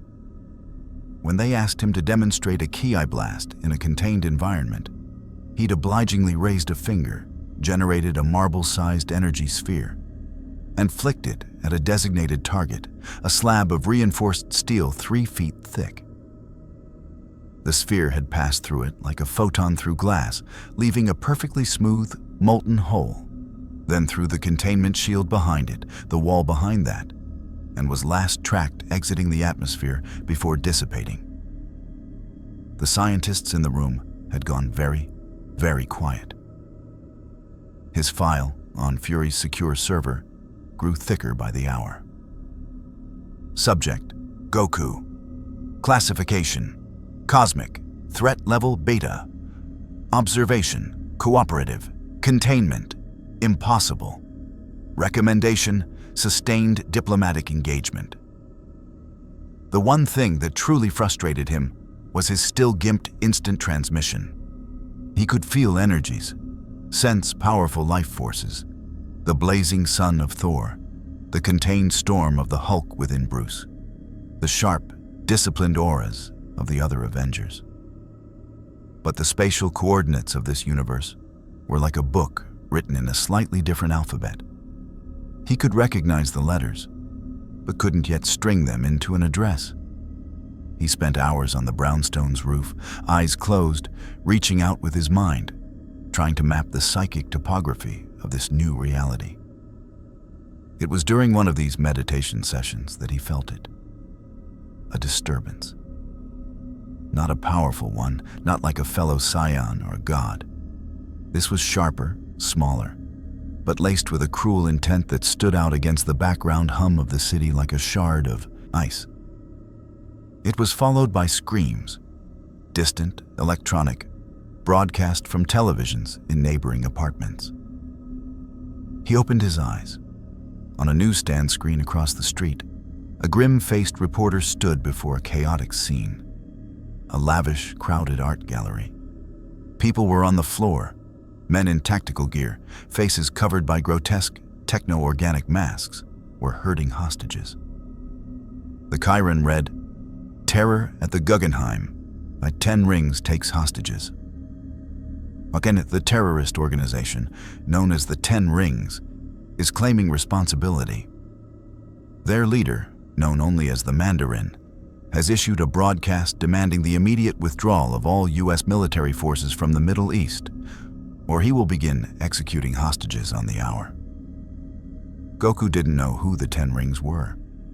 He didn't understand the geopolitical nuances, but he understood screams. He understood people being threatened by bullies. His first instinct was to fly straight there. But he remembered Steve's words. Our world is more fragile. The people in it are more vulnerable. A full-speed sonic boom over Brooklyn would shatter windows for miles. A dramatic, crashing entrance could panic the terrorists into killing hostages. He needed to be smart. For the first time in his life, strategy mattered more than speed. He zipped inside, changed from his GI into the simple jeans and t-shirt S.H.I.E.L.D. had provided, and was out the door in a blur. He didn't fly, he ran. To any onlooker, he was a jogger moving at an impossible but not superhuman pace. He weaved through traffic, leapt over obstacles in a single bound, and covered the miles to Manhattan in minutes. The Guggenheim was a cordon of chaos. Police cars, SWAT vans, news trucks. A perimeter had been established blocks away. Snipers were on rooftops. The air crackled with tense radio chatter. Goku slipped through the outer perimeter effortlessly, a blur no camera could catch, and found a vantage point on a nearby building ledge. He closed his eyes, extending his senses. Inside the museum, he could feel them. The jagged, aggressive energies of the terrorists, about 15 of them, and the faint, flickering flames of the hostages, dozens, pulsing with fear. One of the terrorist auras was different, not stronger, but colder, more focused. It emanated from the center of the building. The cold one was speaking. Goku focused, his Saiyan hearing piercing the walls. The world will watch as the decadent West learns the price of its arrogance. A smooth, cultured voice was saying. It was being broadcast. Your military empire is a poison. You will drink the antidote, or you will choke on it. The Mandarin, Goku thought. The boss. He saw the Avengers Quinjet silently approaching, hovering out of sight behind a skyscraper.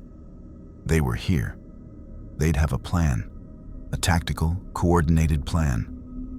But Goku also felt the Cold One's finger tightening on a trigger, not of a gun, but of a dead man's switch. The man was calm, resolved, and utterly willing to die and take everyone with him. The Avengers' plan, whatever it was, would take time. Negotiation, positioning, coordination. The hostages didn't have time. Goku made a decision. Not a warrior's decision, a protector's decision. He wouldn't fight the terrorists. He would remove the hostages. The simplest solution. He took a deep breath, centering himself. He couldn't teleport himself yet, but the principle was the same, locking onto a life force's unique signature. He focused not on locations, but on the fragile, scared energies of the civilians. He couldn't move himself to them, but perhaps, with immense focus, he could move them to safety. It was a technique he'd never tried, a twist on instant transmission. It required not power, but precision. On the Quinjet, Steve Rogers was studying the building schematics. Stark, you take the roof. Thor, create a diversion on the north side. Natasha, Clint, infiltrate via the HR maintenance ducts.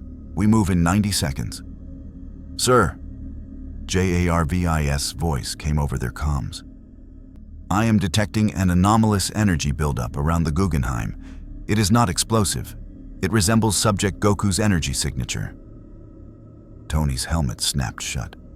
Oh, you've got to be kidding me. Inside the museum, the Mandarin was raising his hand, ready to give the execution order. The hostage, a trembling curator, closed his eyes. Then, the world blurred. It wasn't a flash of light or sound. It was a sensation of sudden, profound displacement. One moment, the hostages were on the cold floor, smelling gun oil and their own fear. The next, they were standing in the middle of the cordoned-off street outside, surrounded by stunned police and paramedics, the cool evening air on their faces. 63 people, in the blink of an eye. Inside the museum, the Ten Rings terrorists stood in baffled silence, aiming their weapons at empty space. The Mandarin stared at the spot where his primary bargaining chip had just vanished. His cool composure cracked for a single, furious second. On the street, chaos turned to confused miracle. The hostages stumbled, crying, embracing each other, as emergency workers rushed to them. On his ledge, Goku slumped, sweat beading on his forehead. That had taken more out of him than a dozen Kamehamehas. Moving that many people, that precisely, with a technique he was inventing on the spot, had drained him. But it had worked. Now, for the bullies. He dropped from the ledge, landing lightly in the now empty space between the perimeter and the museum. Police shouted at him to get back. He ignored them, walking calmly towards the Guggenheim's main entrance. "Goku, stand down." Steve's voice barked in an earpiece S.H.I.E.L.D. had given him. "We have a tactical approach." "It's okay, Captain," Goku said, his voice calm. "They don't have hostages anymore. Now it's just a fight." He pushed the large glass doors open. They weren't locked. The terrorists had never imagined needing to lock them from the inside. 15 assault rifles swung towards him. The Mandarin, a man of regal bearing in an elegant suit, turned slowly, his eyes narrowing. "And who are you? Another of America's costumed freaks?" "I'm Goku. You're hurting people. You need to stop." The Mandarin laughed, a dry, humorless sound. "I hurt no one who was not complicit in a greater crime. You have simply changed the venue. Kill him." Gunfire erupted. Bullets filled the air. Goku didn't transform. He didn't need to. He moved. To the terrorists, it was like trying to shoot a ghost. One moment he was there, the next he wasn't. He appeared amidst them, his movements a blur of disarming efficiency. A flick of a wrist snapped a rifle in half. A gentle chop to a shoulder rendered an arm numb. He moved through them like a breeze, disarming, disabling, with a speed that made them seem like statues. In less than 10 seconds, 14 men were on the ground, groaning, their weapons scattered in pieces around them. Goku stood before the Mandarin, who hadn't moved. The man's cold aura hadn't spiked in fear. It had deepened in calculation. "Impressive," the Mandarin said. "Raw power? Speed. But you understand nothing. You are a hammer seeing only nails. The world is made of finer things." "You were going to kill people," Goku said, his friendly tone gone, replaced by a flat, disappointed finality. "That's all I need to understand." He took a step forward. The Mandarin smiled. He raised his hand. The strange, techno-organic rings on his fingers began to glow, each a different, vile color. "Let me educate you." A wave of concussive force, visible as a distortion in the air, blasted from one ring. It hit Goku square in the chest, with enough force to pulverize a tank. Goku skidded back a foot, his shoes scraping the floor. He looked down at his slightly scorched t-shirt, then back up at the Mandarin, his head tilted in genuine curiosity. "Huh, that's a new one. What kind of energy's that?" The Mandarin's smile vanished. He unleashed another, a beam of disintegration that turned the marble floor to dust in its path. Goku sidestepped it. A ring flared, and the temperature in the room plummeted, frost racing across the walls. Goku shivered slightly. "Okay, that's chilly." Fury and confusion warred on the terrorist's face. He activated ring after ring, vortex beams, plasma bursts, microwave agony inducers. Goku dodged, blocked with a forearm, or simply tanked the hits, his curiosity growing with each failed attack. "You're not that strong," Goku observed finally. "But your toys are really weird." With a roar of frustration, the Mandarin charged all 10 rings at once, aiming to unleash a combined blast that would vaporize the entire structure. He never got the chance. Goku appeared, in front of him, not as a blur, but simply there. His hand closed around the Mandarin's wrist with gentle, inexorable pressure. There was a crunch of delicate circuitry and bone. The glowing rings sputtered and died. The Mandarin cried out, more in shock than pain, collapsing to his knees, cradling his hand. "You should surrender now," Goku said, looking down at him. "The police are outside, and the Avengers are here." As if on cue, the skylight shattered, and Iron Man descended, repulsors whining.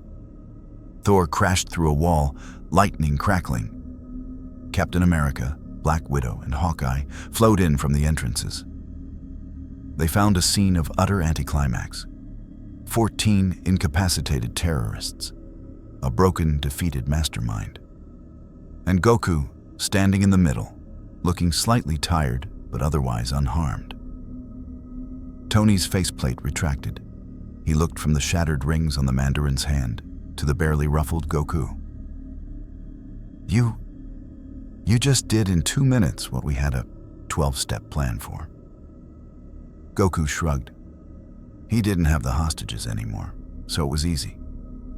Steve walked over, his gaze sweeping the room. "How did you get the hostages out?" "I moved them. With my Kai, it was tricky." Goku offered a sheepish smile. "I think I need a big meal after that." Thor boomed a laugh, clapping Goku on the shoulder. "A fine victory, friend. You fought with honor and ended the conflict with minimal destruction." But Natasha's eyes were on the news cameras that had inevitably captured Goku's calm walk into the building. She saw the look on the Mandarin's face. Not just defeat, but the humiliation of being rendered irrelevant by sheer, overwhelming power. She saw the awe on the faces of the police outside. She saw the beginning of a legend. Fury's voice crackled over the comms, grim. "The cat's fully out of the bag now. Clean it up and bring him in. We need to talk about the meaning of the word subtle." They led the broken 10 rings away. Goku looked back at the museum. He'd saved the day. No one was hurt. It felt good. He didn't see the larger game board. He didn't see how his simple, direct action had just upended geopolitical terrorist protocols, had painted a target on his back for every power on Earth, and had shown the world a solution to complex problems that was terrifying in its simplicity. Overwhelming, unstoppable force. He'd passed his first test as a hero in this new world. And he'd failed his first test in understanding its complicated, fragile heart. The debriefing room at the Triskelion was colder than the Guggenheim's frozen floor had been. Fury stood at the head of the table, his single eye boring into Goku, who sat with his usual relaxed posture, seemingly unaware of the storm clouds gathering in the room. The Avengers were arrayed around the table, their expressions a spectrum from Thor's pride to Steve's concern to Tony's exasperation. "Let's review," Fury began, his voice dangerously calm. "A classified, multifaceted terrorist threat. A delicate hostage situation with global political ramifications. A coordinated Avengers response, developed with intelligence gathered over 6 months."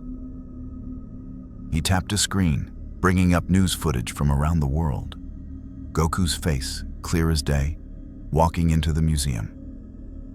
And you, with 0 authorization, 0 intel, and 0 tactical support, decide to single-handedly rewrite the playbook in under 3 minutes. Goku blinked. "I got the hostages out. Then I stopped the bad guys. Wasn't that the goal?" "The goal," Steve said, leaning forward, "was to resolve the situation without escalating it, without making the 10 rings martyrs, and without revealing the full extent of, well, you." He gestured at the screen. "Now the entire world knows about you. Governments are demanding answers. Our enemies are studying you. You've become the single biggest variable in global security overnight." "But the hostages are safe," Goku repeated, his brow furrowing in genuine confusion. The nuance was escaping him. The victory was clean in his mind. Threat neutralized. Innocence saved. And the means matter, Goku? Bruce spoke up from the other side of the table, his hands steepled. You used an ability we didn't know you had, teleporting dozens of people. And you displayed a level of power that makes our conventional militaries look like toys. You've shown every nation, every clandestine organization, that there is a new, uncategorized weapon in play. They will react. They will try to acquire you, control you, or destroy you. Tony finally broke in, pinching the bridge of his nose. What he's trying to say, Goku, is that you kicked over the anthill, and we're the ones who live in it. Understanding dawned, slow and unwelcome. Goku's face fell.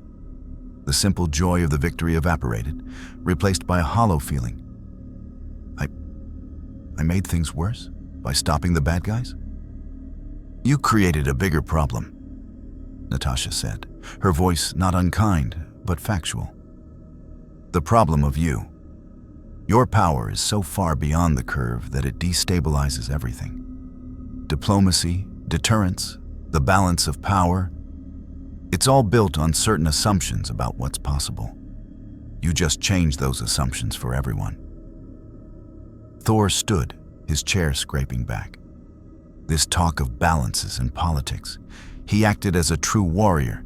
He saw innocents in peril and he saved them with courage and strength. Is that not the very purpose of our alliance? It is, Thor, Steve conceded. But we also have a responsibility to think about the consequences, to work as a team. We had a plan. We could have contained the situation, captured the Mandarin alive for interrogation, dismantled the Ten Rings network. Now, the network is still out there, just leaderless and angry. And we have a global spotlight we didn't want. Fury let the argument hang for a moment before cutting through it. The how is done. We deal with the now. He turned his gaze back to Goku. You wanted to help. I believe that. But from this moment on, you operate under Avengers authority. You do not engage without clearance. You do not use your more dramatic abilities in public unless absolutely necessary. You are not a lone actor anymore. Are we clear? Goku looked at the faces around the table. He saw not anger, but worry. Fear, even. Fear of the chaos he could unleash with his best intentions. The feeling was foreign and unpleasant. Back home, after a victory, there was celebration, gratitude. Here, his victory felt like a mistake. He nodded slowly, the movement uncharacteristically heavy. I understand, I'm sorry. I just saw people who needed help. We know, Steve said, his tone softening. And that's why we want you with us. We just need to be smarter about it. Together. The meeting dissolved into logistical discussions about press statements, diplomatic outreach, and security protocols for Goku. He listened quietly, the words washing over him. The rules of this world were a tangled web, and he'd just flown straight through it. Later, on the Triskellion's helipad, Goku stood watching the lights of the city. The sense of confinement was new. On his Earth, the only limits were his own strength and his opponents. Here, the limits were made of paper and words and fear. It chafes, does it not? Goku turned. The Ancient One stood a few feet away, having appeared without a sound, her robes pristine in the harbor wind. She regarded him with those ancient, knowing eyes. You're the sorcerer?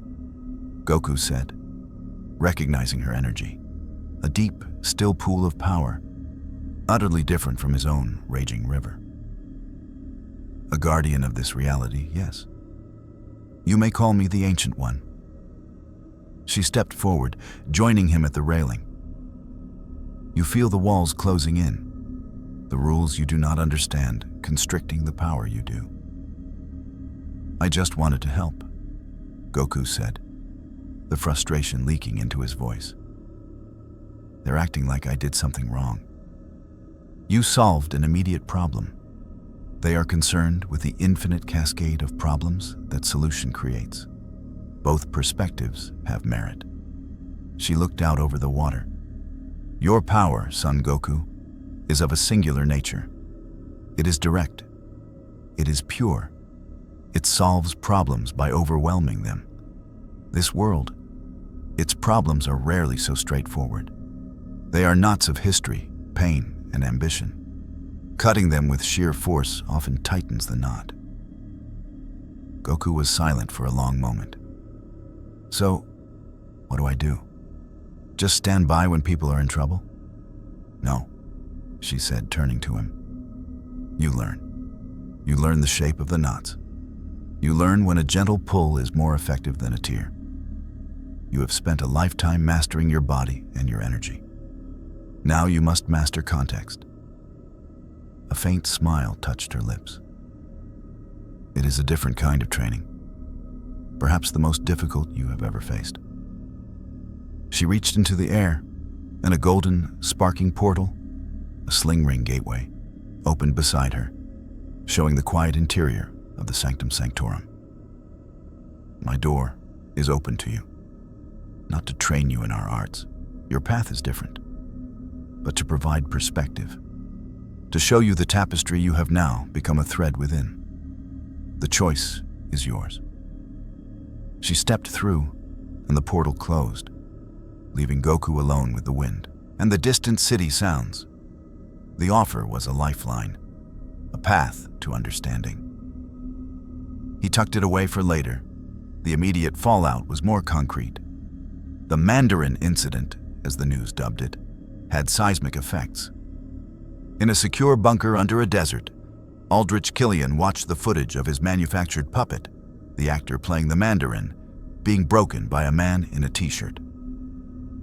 His entire plan, the extremist-fueled terror campaign designed to corner the military-industrial complex, was in ruins, upstaged by a literal alien. Rage, cold and calculating, replaced his initial shock. This Goku was an anomaly, an unpredictable element. He would need to be studied and then either co-opted or eliminated. In the hidden Hydra cells within S.H.I.E.L.D., the assessment was more optimistic. Alexander Pierce reviewed the data with a satisfied smile. A being of incalculable power, naive to the ways of the world, now feeling ostracized by the very heroes he tried to help. Hikyo turned to the stoic man beside him. This is an opportunity, Rumlow. He is a hammer, and hammers do not ask who they should strike, only where. Rumlow nodded. We can provide direction, make him feel valued, a nudge at the right time. Exactly. We watch, we wait, we guide. For Tony Stark, the incident was the final catalyst. The image of Goku casually no-selling the Mandarin's exotic weaponry, weapons that were, in part, based on stolen Stark tech, played on a loop in his mind. It wasn't jealousy. It was terror. If someone like Goku could be that powerful, what else was out there? What if the next visitor wasn't friendly? His obsession, already simmering since New York, boiled over. The Iron Legion project was accelerated. The specs for a new, more powerful armor series, codenamed Veronica, were pulled from the theoretical drawer. He needed a suit of armor around the world, and maybe a suit of armor that could stand next to a Super Saiyan. A week after the Guggenheim, the together part of Steve's plea was put to the test. A modified Leviathan, a leftover Chitauri war machine that had been slumbering in the depths of the Atlantic, was reactivated by a scavenger's clumsy attempt to harvest its core. It emerged near the Statue of Liberty, its alien biology fused with crude Earth machinery, rampaging mindlessly but with devastating effect. This time, the call went through proper channels. The Avengers mobilized as one, and Goku was with them. The battle was a public spectacle, broadcast live. The Avengers fought with their trademark coordination. Iron Man strafed with repulsors. Thor called down lightning. Cap directed rescue operations. But the Leviathan was tough, regenerating from damage, its fusion-enhanced hide resisting their standard attacks. Goku, hovering beside Thor, watched the strategy unfold. He saw the problem. They were chipping away at a mountain with teaspoons. "We need to break its core," Tony shouted over the comms, dodging a massive energy blast. "But it's buried under 20 feet of bioarmor." "Allow me," Goku said, his voice calm on the channel. He didn't go Super Saiyan. He didn't unleash a planet-busting Kamehameha. He remembered the rules. Minimal destruction. Controlled application. He flew down, a blur of orange and black, landing on the Leviathan's thrashing back. He ignored the claws and energy blasts that glanced off his aura. He closed his eyes, focusing his senses, feeling for the unstable, pulsing energy of the corrupted core. There. His hand shot forward, fingers stiff. He didn't punch through the armor. He used a technique Master Roshi had taught him a lifetime ago for precision work. The Ki-Eye, a focused burst of ki that traveled through matter. An invisible lance of force shot from his fingertips, passing through the layers of flesh and metal without damaging them, and struck the flickering core with the precision of a scalpel. The Leviathan froze.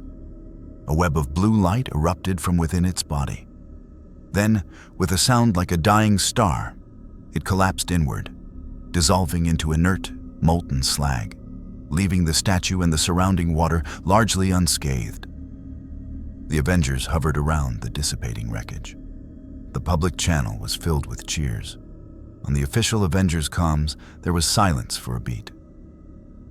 "Okay," Tony finally said. "That was surgically precise and terrifying, but mostly precise. Good job, Goku." "Thank you," Steve added, genuine relief in his voice. "That was perfect teamwork.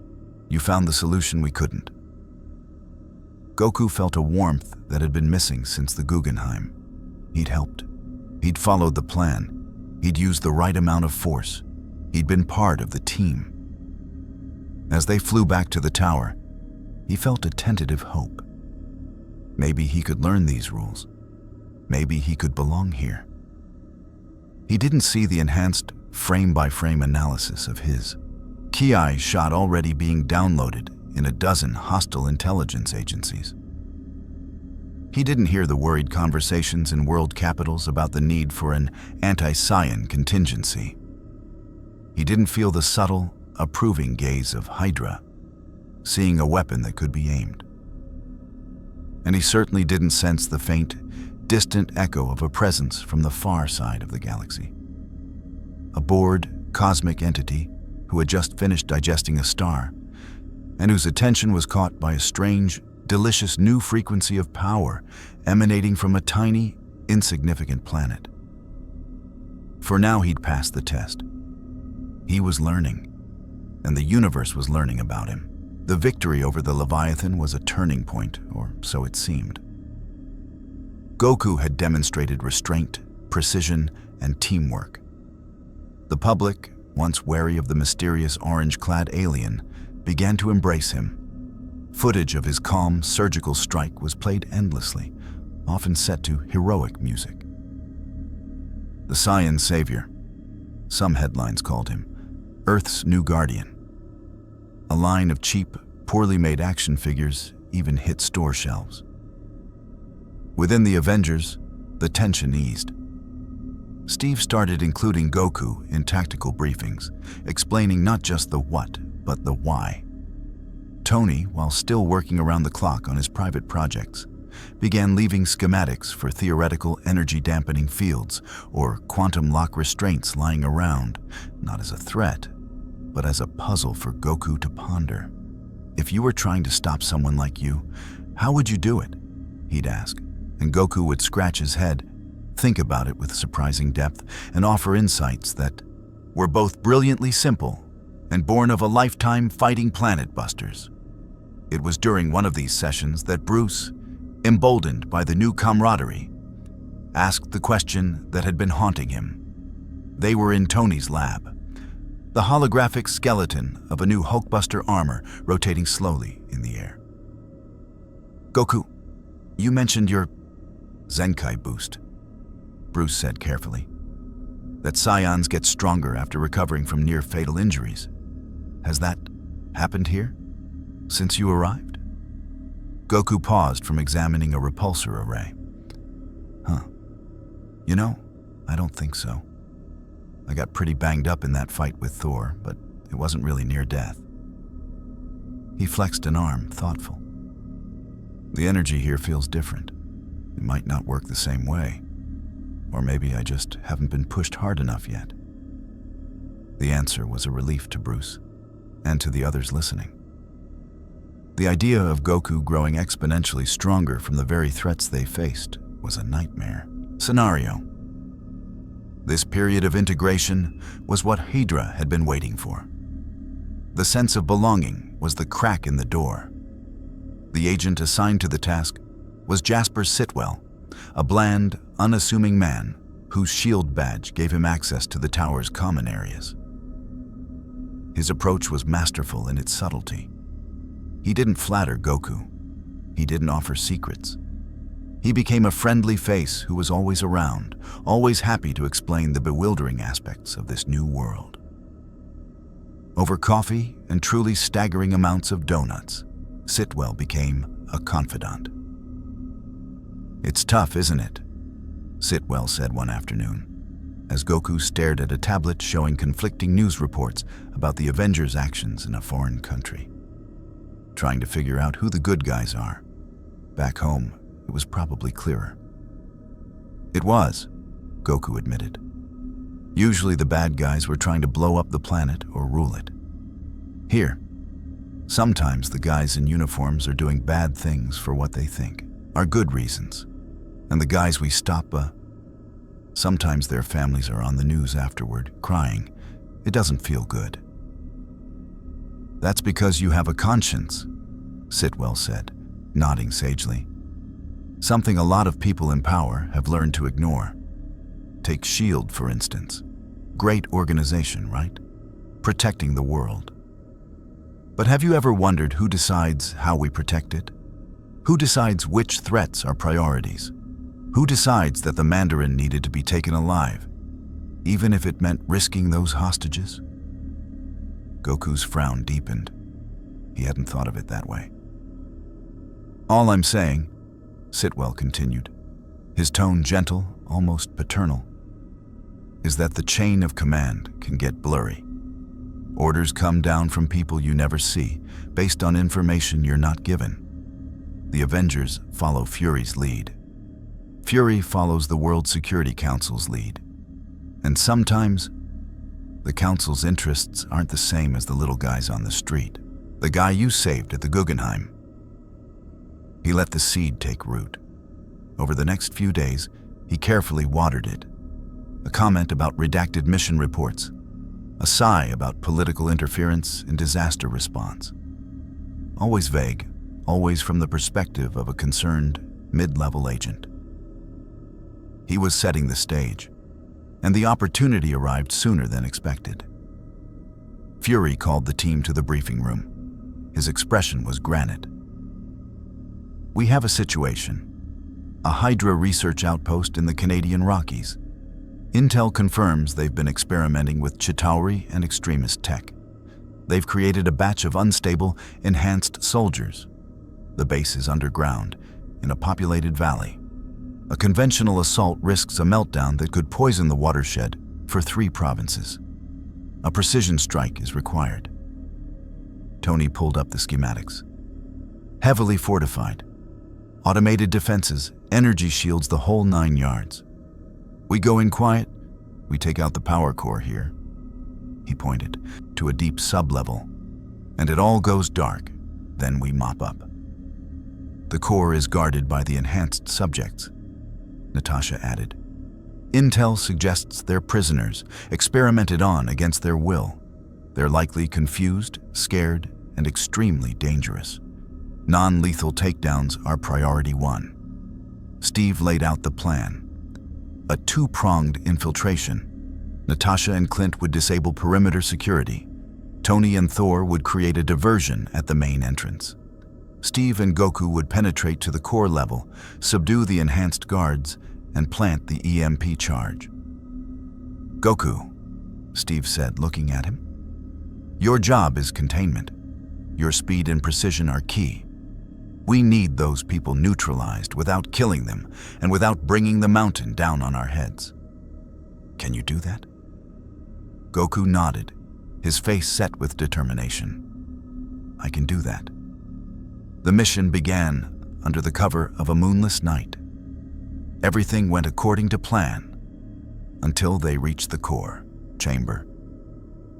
The enhanced soldiers weren't just scared prisoners. They were living weapons, their bodies grotesquely fused with Chitauri metal and glowing with the unstable orange light of extremists. Their eyes held no humanity, only a feral, programmed aggression. And their leader, a hulking man whose spine was a column of buzzing circuitry, was not confused. He was waiting for them. "Avengers," the man hissed, his voice a digital rasp. "We were promised a test. You will suffice." The fight was instant and chaotic. Steve's shield rang against metallic claws. The enhanced moved with terrifying speed, their bodies regenerating from wounds, their attacks wild and powerful. Goku moved among them like a ghost, his movements a blur of carefully controlled force. A chop to the neck here, a pressure point strike there, a key-guided pulse to disrupt the extremist energy flows. One by one, the enhanced soldiers slumped, unconscious but alive. But their leader was different, stronger, smarter.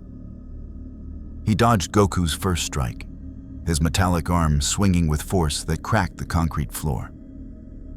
He wasn't just a monster, he was a soldier, using the chaos, targeting Steve, herding him into the path of a shuddering energy conduit. "Rogers, behind you," Tony's voice yelled over the comms. Goku saw it in a flash. The leader's strategy wasn't to win. It was to force a lethal response, to make them kill him and his men, to turn a rescue into a massacre. "Stand down," Steve ordered, blocking another blow, his knees buckling under the enhanced strength. "We're here to help you." "We are beyond help," the leader roared. And with a surge of power, he ripped a power cell from the wall, holding the sparking, overloaded unit above his head. The core chamber's warning sirens blared to life. "We are the future, and you are the sacrifice." He was going to blow the core, taking the valley, the Avengers, and his own men with him. Every instinct, every ounce of Goku's training and experience screamed one solution: a single, precise energy blast to the man's head before he could complete the action. It would be easy, clean. It would save everyone. But he heard Steve's voice. Non-lethal takedowns are priority one. He saw the flicker of something, pain, fear, behind the digital haze in the leader's eyes. He remembered Sitwell's words. The chain of command. Orders from people you never see. Sometimes their interests aren't the same as the little guys. In that split second, Goku made his choice.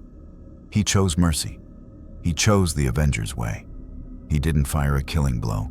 Instead, he used instant transmission, not on himself, but on the volatile power cell.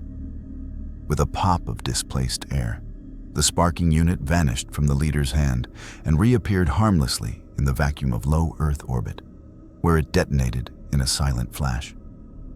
The leader stared at his empty hand in shock. And in that moment of hesitation, Steve's shield struck his temple with a calibrated, non-lethal impact. The man crumpled. Silence descended, broken only by the blaring alarms. The core was secure. The enhanced were subdued. The mission was a success. Back at the tower, the debrief was positive. "Outstanding work, everyone," Fury said, a rare note of approval in his voice. "Especially you, Goku. That teleport trick with the core was quick thinking. You saved the mission and stuck to the protocol."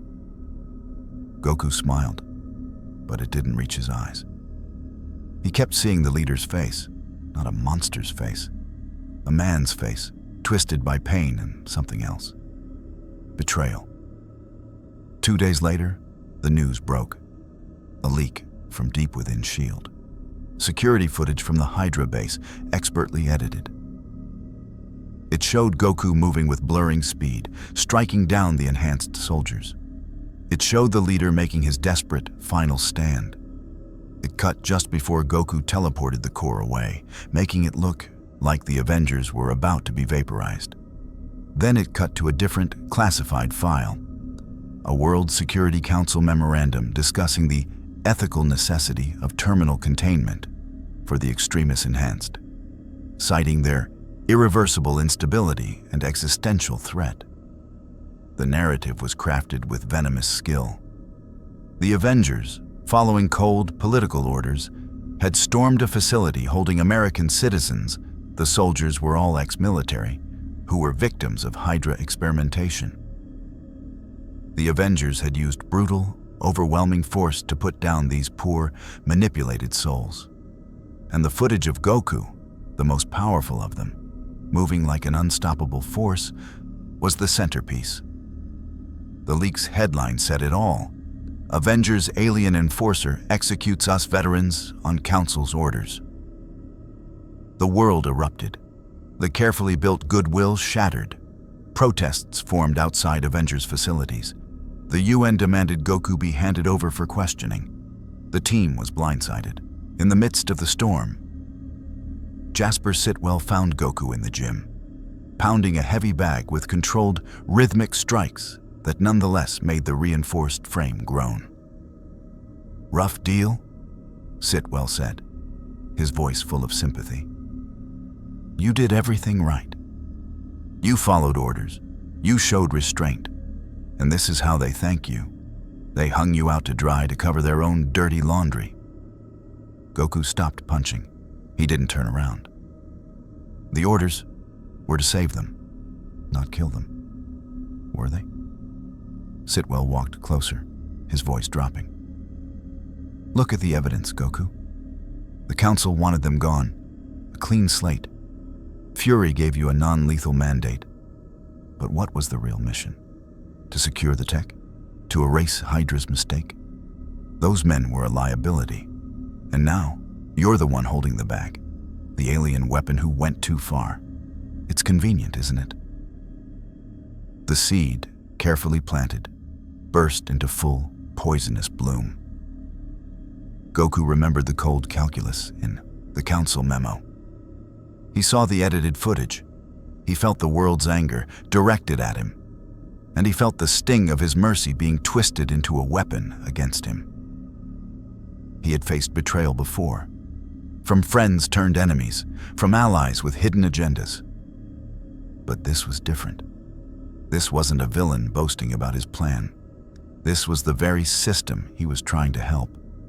The people he was trying to trust, using his own goodness as a blade. When Steve and Tony found him later, trying to explain, to untangle the lie, they saw a wall in his eyes that hadn't been there before. "They used me," Goku said, his voice quiet, final. "My power, my choice to hold back. They used it all to do something ugly, and they're making it look like it was my fault." "Goku, it's not true," Steve said urgently. "It's a Hydra smear campaign. We're going to prove it." "Are you?" Goku looked at him, and the simple trust was gone, replaced by a weary, unfamiliar cynicism. "Or are you going to follow your chain of command, your council? What will their orders be for me now?" He didn't wait for an answer. He walked out of the room, leaving the two leaders of the Avengers standing in silence, the first true fracture in their team widening into a chasm. In the shadows, Alexander Pierce watched the news reports with satisfaction. Phase 1 was complete. The hammer had been picked up, shown its own reflection distorted in a funhouse mirror, and was now questioning the hand that wielded it. The next step was to offer a new hand to hold it. The fallout was a slow-motion avalanche. The edited footage played on a loop across global news networks, analyzed by pundits who spoke of unaccountable power and extraterrestrial jurisdiction. Diplomatic cables burned between world capitals. The United Nations Security Council convened an emergency session.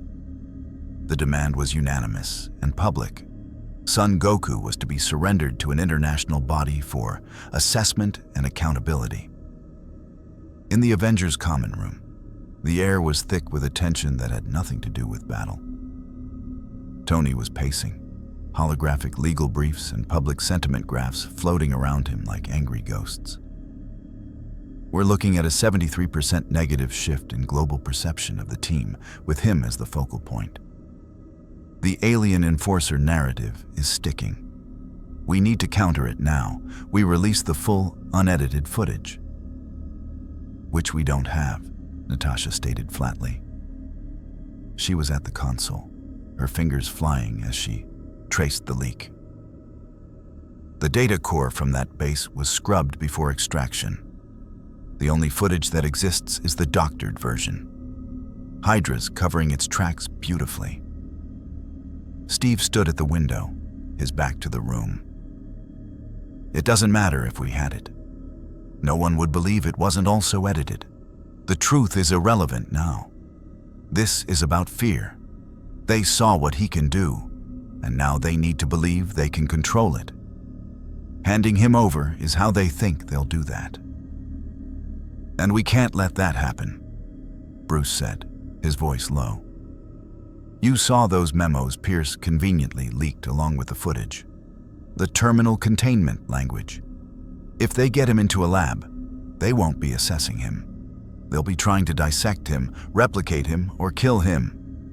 It'd be the Manhattan Project meets the Tuskegee experiments. So, what's the play, Captain? Clint asked from the doorway. We're Avengers. We don't hand over our own.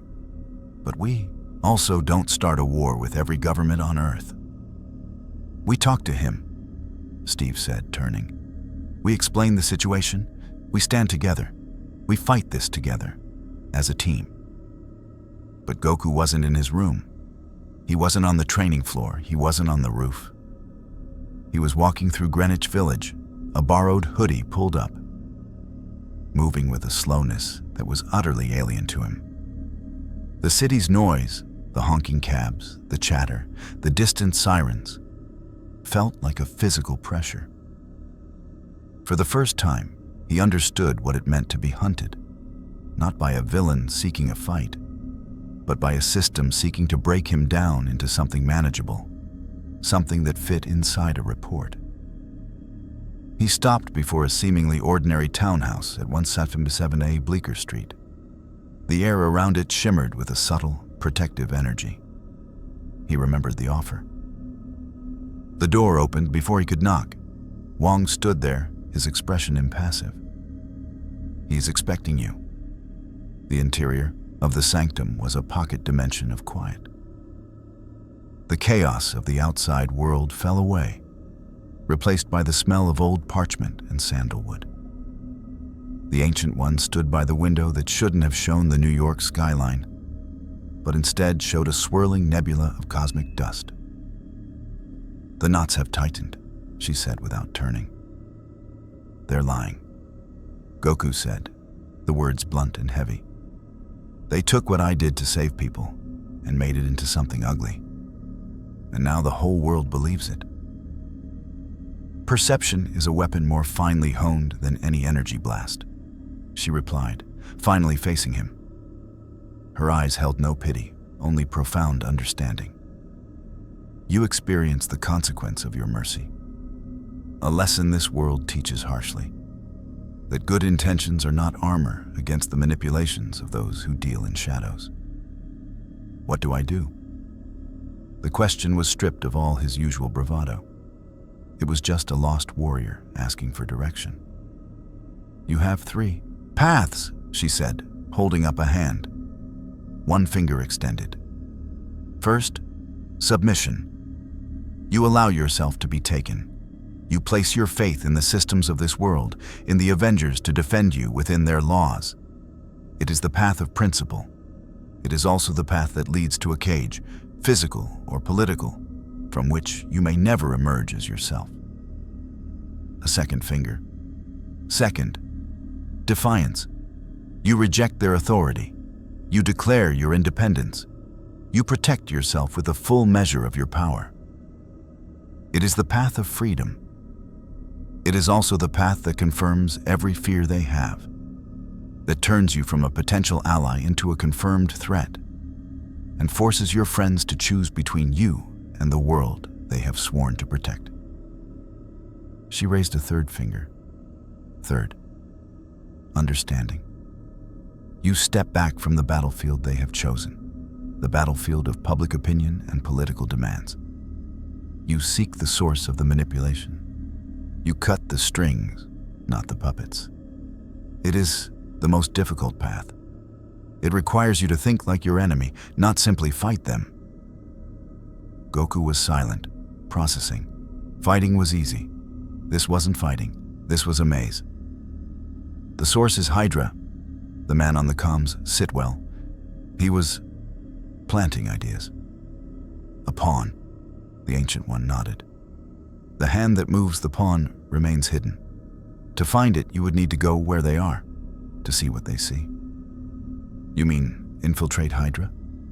"I mean, learn the shape of the shadow that fears you." She gestured, and the nebula outside the window shifted, showing a schematic of the Triskelion with certain areas pulsing a faint, sickly red. They are within the very organization that seeks to control you. To find the head, you must be willing to walk into the belly of the beast, not with fists clenched, but with eyes open. She was offering him a mission, a real one, not an Avengers mission with clear orders and team support, but a solitary, secret war in the war dark. It was the antithesis of everything he was, but so was being a pawn. He felt a familiar determination settle in his gut, colder and sharper than his usual battle joy. "Show me." Back at the tower, the team was in crisis mode. Fury's face was on the main screen, his expression grave. "The Council is invoking the Enhanced Individuals Treaty. They've issued a writ for Goku's detention. I can stall for 48 hours. After that, I have no legal authority to protect him on U.S. soil. Where is he?" "We don't know," Steve admitted, frustration etched on his face. "Find him before they do, or before he does something that makes this infinitely worse." It was Thor who found the clue. In Goku's sparse room, on the bedside table, was a simple, hand-drawn map on a napkin. A childish sketch of the solar system with a smiling sun. It was a code only Thor, with his cosmic perspective, might grasp. He remembered Goku's description of teleporting the power core. He did not flee, Thor realized, holding up the napkin. He launched a reconnaissance. He has gone to where we cannot follow, to find the proof we lack. "Where?" Tony demanded.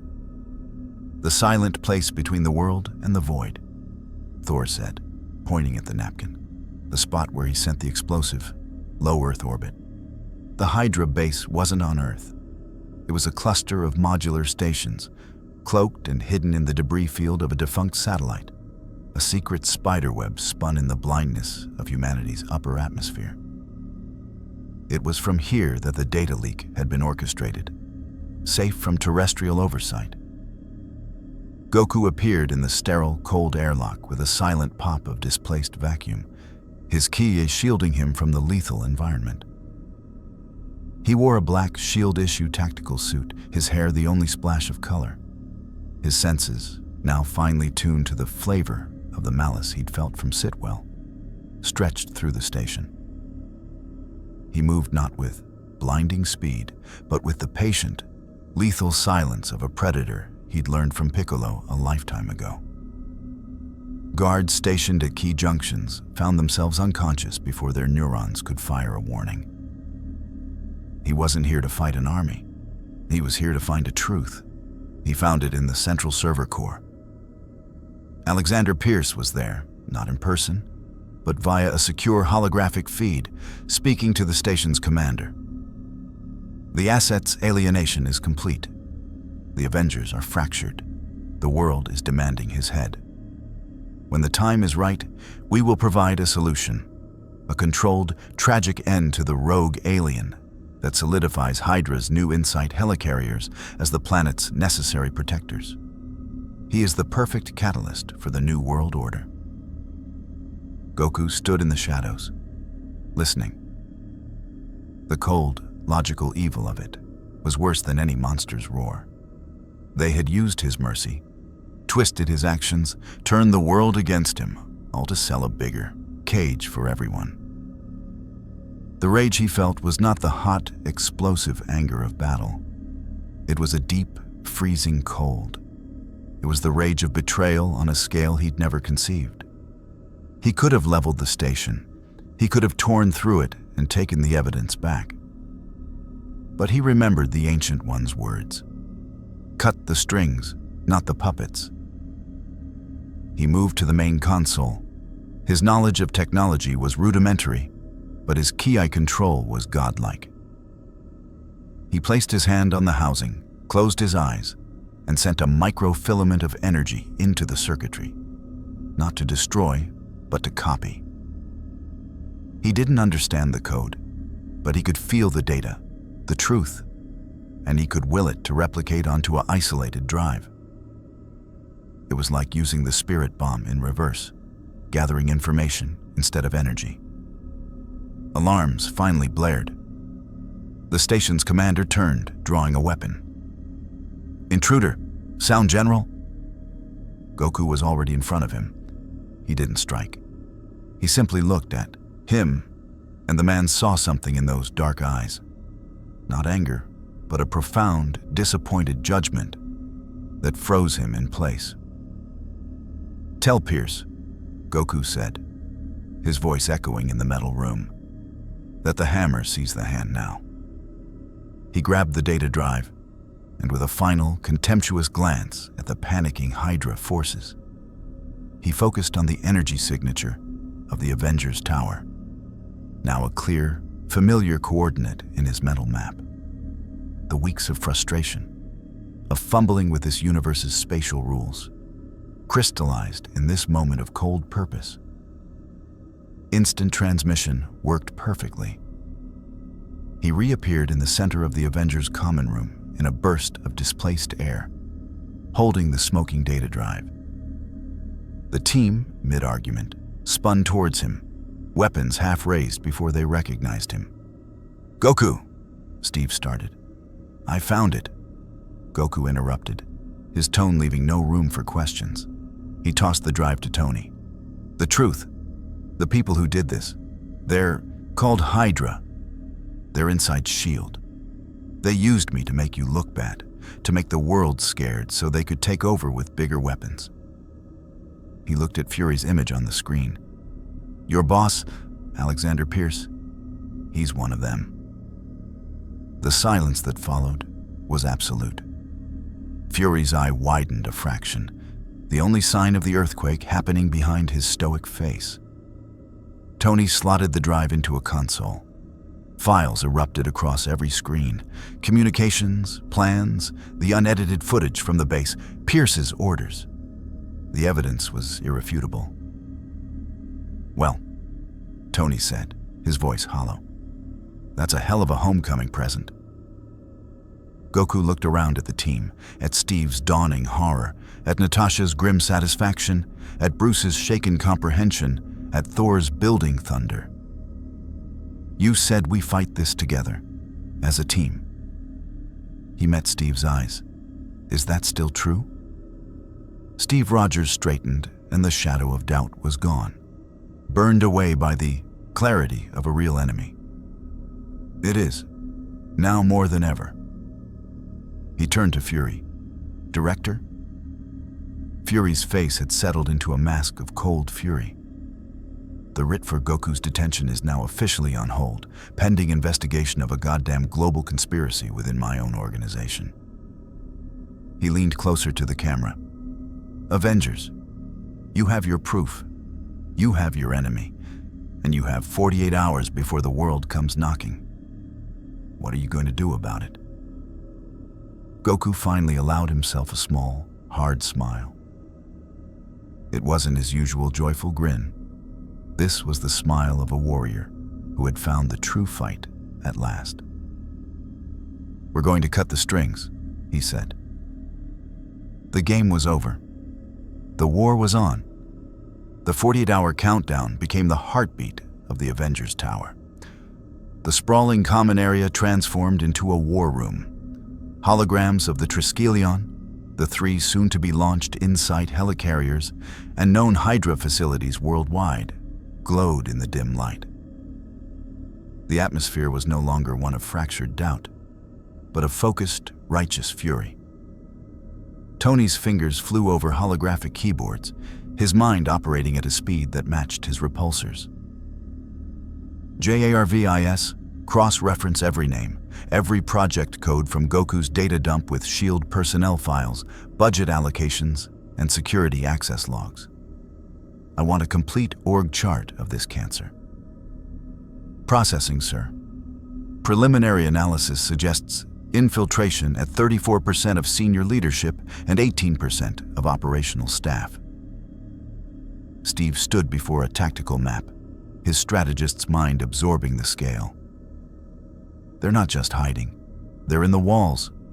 Pierce has access to everything: defense systems, intelligence, the helicarriers themselves. A direct assault on the Triskelion would be a bloodbath with S.H.I.E.L.D. agents caught in the crossfire, not knowing who to trust. "Then we do not assault," Thor declared, Mjolnir's head resting on the table as he studied the schematics of the helicarriers.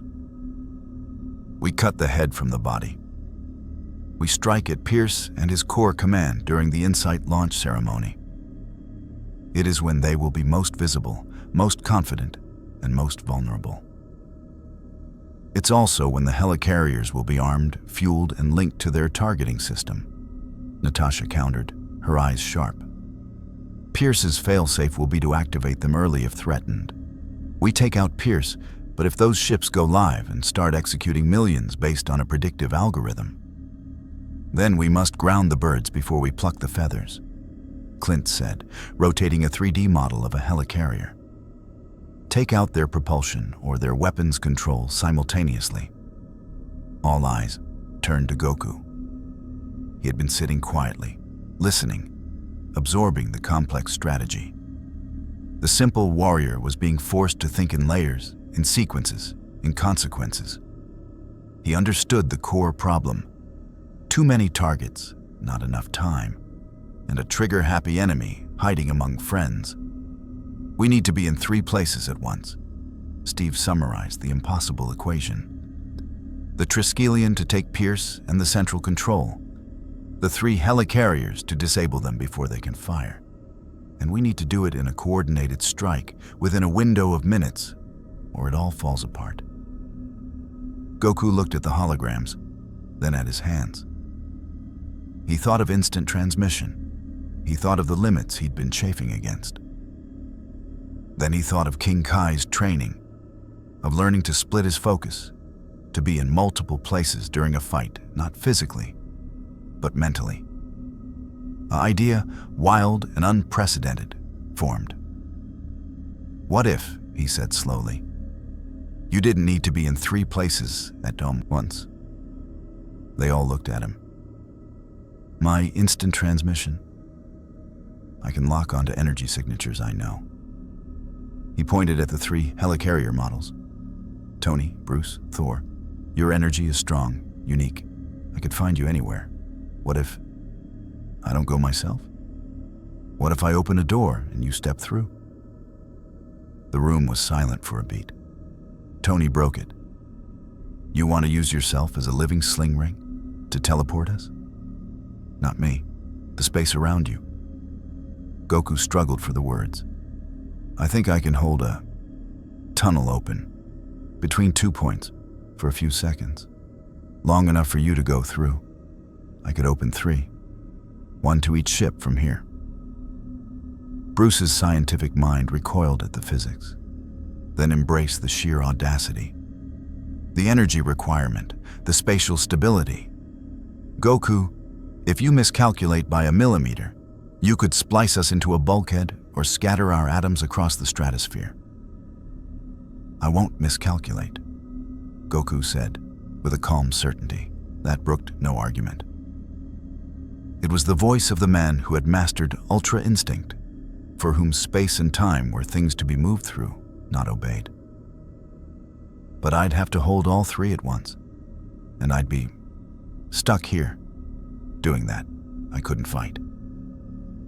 It was the ultimate act of trust. He would become the linchpin, the vulnerable anchor, while they waged the war. He was placing the mission and their lives entirely in his own power's precision and his own body's endurance. Steve studied him, then nodded once, a soldier's acceptance of a crazy plan that just might work. Then we build the op around that window. We get you the coordinates. We hit hard, fast, and together. Natasha, Clint, you're with me on the ground at the Triskelion. We take Pierce, Tony, Bruce, Thor. You each take a helicarrier. Disable primary weapons and propulsion. Hard, non-lethal where you can, but those ships cannot fire. Understood? The plan crystallized with frantic, precise energy. Codes were written to bypass Hydra-altered security. Communications were set on encrypted, narrow-beam channels Hydra didn't control. Tony worked on a localized EMP pulse that would fry the helicarrier's targeting systems without crashing them from the sky. Fury, operating from a hidden location, provided the final piece, the exact timetable for the InSight launch ceremony. You have a 7-minute window from when the Council is seated to when Pierce gives the launch order. That's your clock. D-Day, Washington, D.C. The sun shone brightly on the Potomac. The Triskelion gleamed. World Security Council members arrived by armored motorcade. Everything looked pristine, orderly, triumphant. Inside his office, Alexander Pierce adjusted his tie, looking out at the 3 massive helicarriers beginning their slow, majestic ascent from their underwater bays. He allowed himself a smile. Today, the world would be secured, by any means necessary. In a maintenance closet, 3 floors below, Steve, Natasha, and Clint geared up in silence. Steve tapped his earpiece. All teams, report. Stark, in position on the roof, got a lovely view of the floating guilt trip. Banner, in the lab. Suits ready, hearts pounding. Let's do this. Thor, awaiting the Bifrost's lesser cousin, I am ready to bring the storm. On the roof of a nearby building, Goku sat in a lotus position. His eyes were closed. Before him, hovering in the air, were 3 small shimmering orbs of light. 1 gold, 1 a mix of arc reactor blue and gamma green, 1 crackling with white lightning. They were condensed focuses of his teammates' energy signatures, held in perfect stasis. Sweat already beaded on his forehead. Holding 1 portal steady was difficult.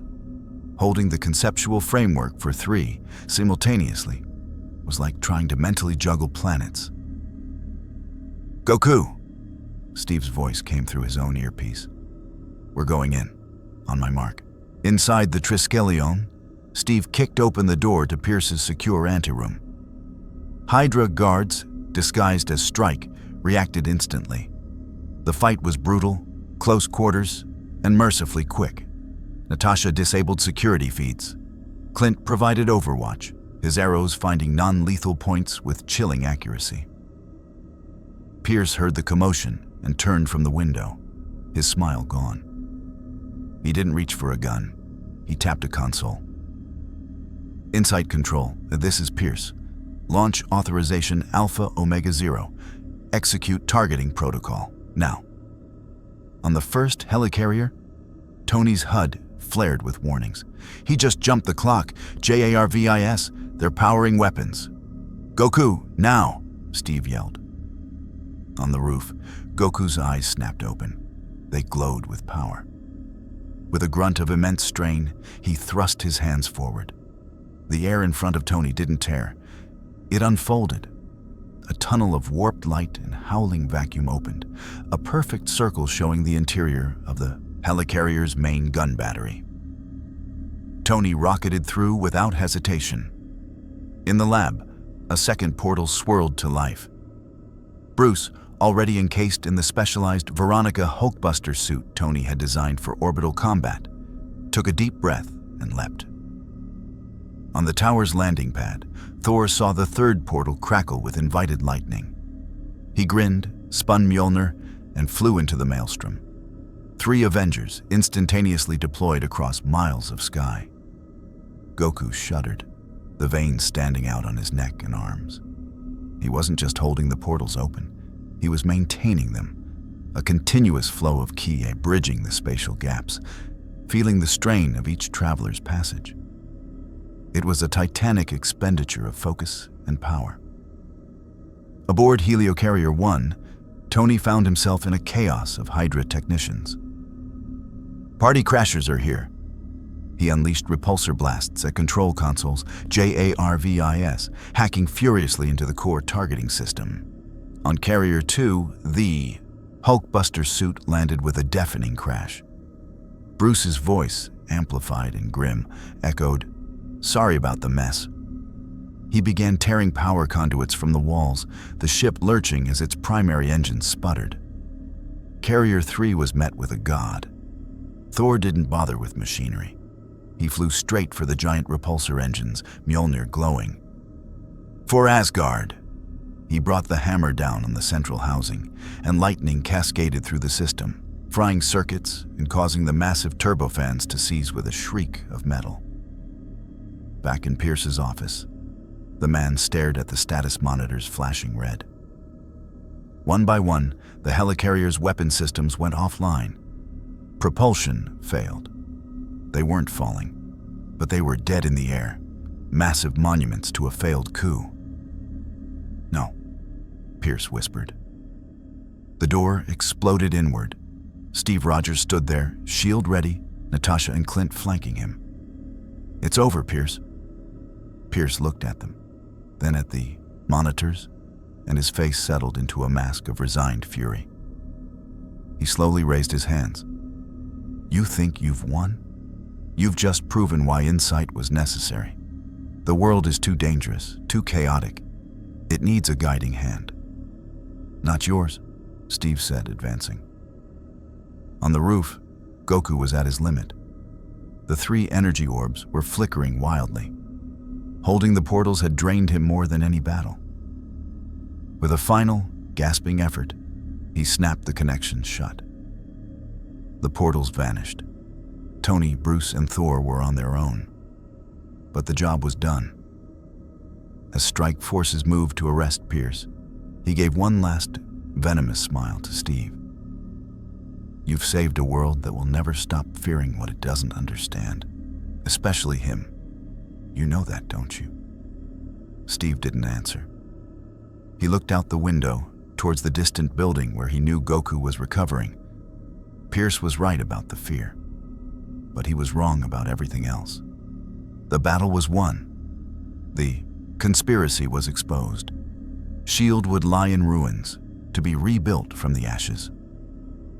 The Avengers were forever changed, and hovering in the sky over the Potomac were 3 disabled helicarriers, a stark, silent testament to the day an alien warrior didn't throw a single punch, but instead bent space itself to save a world that was already drafting laws to restrict him. Goku lay back on the roof, chest heaving, staring at the blue sky. He was exhausted, utterly drained in a way he'd never been from mere combat. But for the first time since he'd arrived, he felt like he truly belonged, not as a weapon or a curiosity or a problem, as part of the team. The hard part, he realized, as he heard the sirens and cheers from the city below, was over. The harder part, figuring out what came next, was just beginning. The world woke up to a different reality. S.H.I.E.L.D, the global shield against the strange and terrible, was gone. In its place were headlines of conspiracy, arrests, and congressional hearings. The 3 behemoth helicarriers, disabled and drifting, became the most expensive symbols of failed tyranny in human history. And at the center of it all, the Avengers stood exposed. Not as flawless government agents, but as individuals who had torn down a corrupted institution at great personal risk. In the weeks that followed, the Avengers Tower became both a fortress and a refuge. The team was processing the trauma, the betrayal, the sheer scale of what they'd uncovered. Tony was neck-deep in legal salvaging, using Stark Industries' resources to provide for loyal, now jobless S.H.I.E.L.D. agents. Bruce was analyzing the terabytes of Hydra data, his quiet horror at their experiments warring with scientific fascination. Natasha and Clint were in the wind, helping Fury and a trusted few dismantle the remaining Hydra cells. Thor had returned to Asgard to consult with Odin on the broader cosmic implications of a shattered Earth intelligence agency. And Goku? He sat with Steve Rogers on the tower's terrace, watching the sun set over a New York that was, for the moment, peaceful. Goku had a half-eaten hero sandwich in one hand. Steve had a coffee. "They're calling it the S.H.I.E.L.D. schism," Steve said, scrolling through a tablet. "The UN is forming a new oversight committee. The Sokovia Accords are being drafted, a set of international laws to govern enhanced individuals. They want accountability, transparency." "They're scared," Goku said, not with judgment, but with simple observation. He took another bite. "After what happened with Hydra, they don't want to just trust people with power anymore, even good people." Steve looked at him, seeing the newfound depth in the Saiyan's eyes. The ordeal had sanded down some of his simplistic edges, revealing a sharper, more contemplative mind beneath. "They're going to want you to sign, to agree to restrictions, to oversight, to being deployed only when and where they say." "Will you?" Goku asked. Steve was silent for a long time. "I don't know. Part of me says we should, to build trust, to show we're not above the law. Another part of me..." He shook his head. "I saw what happens when the wrong people get to make the calls, when power is centralized. I fought a war against that." Goku finished his sandwich, thoughtful. "Where I'm from, there wasn't really a law for people like me. There was just what was right, and friends to help you figure it out when it wasn't clear." He looked at Steve. "You're my friend, Steve. I'll follow your lead on this." The weight of that trust settled on Steve's shoulders. It was a heavier burden than any shield. The conversation was interrupted by the familiar thrum of the Quinjet landing on the pad. The ramp lowered, and out walked not an Avenger, but a man in a finely tailored suit, escorted by a weary-looking Nick Fury. "Tony, Steve, Goku," Fury said, his voice gravelly. "This is Thaddeus Ross, Secretary of State." Ross carried himself with the bearing of a general who saw a battlefield in every conference room. His eyes swept over them, lingering on Goku with a mixture of scientific hunger and profound unease. "Gentlemen, we need to talk about the future." The meeting that followed was tense. Ross laid out the framework of the Sokovia Accords with military efficiency. Registration, oversight committee approval for actions, sanctions for non-compliance. He presented it as the only rational path forward, the only way to prevent another Hydra, another Ultron, a name that made Tony flinch, another unchecked power causing catastrophe. Tony, haunted by visions of a dead teenager in Sokovia he'd never met but felt responsible for, argued for the Accords. "We need boundaries, Steve. We need to be accountable to someone other than ourselves." Steve held his ground. "We just stopped a global coup because we weren't beholden to that kind of system. Who holds the committee accountable, Ross? You?" Goku listened, his head swiveling between them like watching a tennis match of ideals. He understood both sides. Tony's fear of unintended consequences, Steve's fear of controlled oppression. He saw the knot the Ancient One had spoken of, tightening. Ross finally turned his steel gaze on Goku. "And you?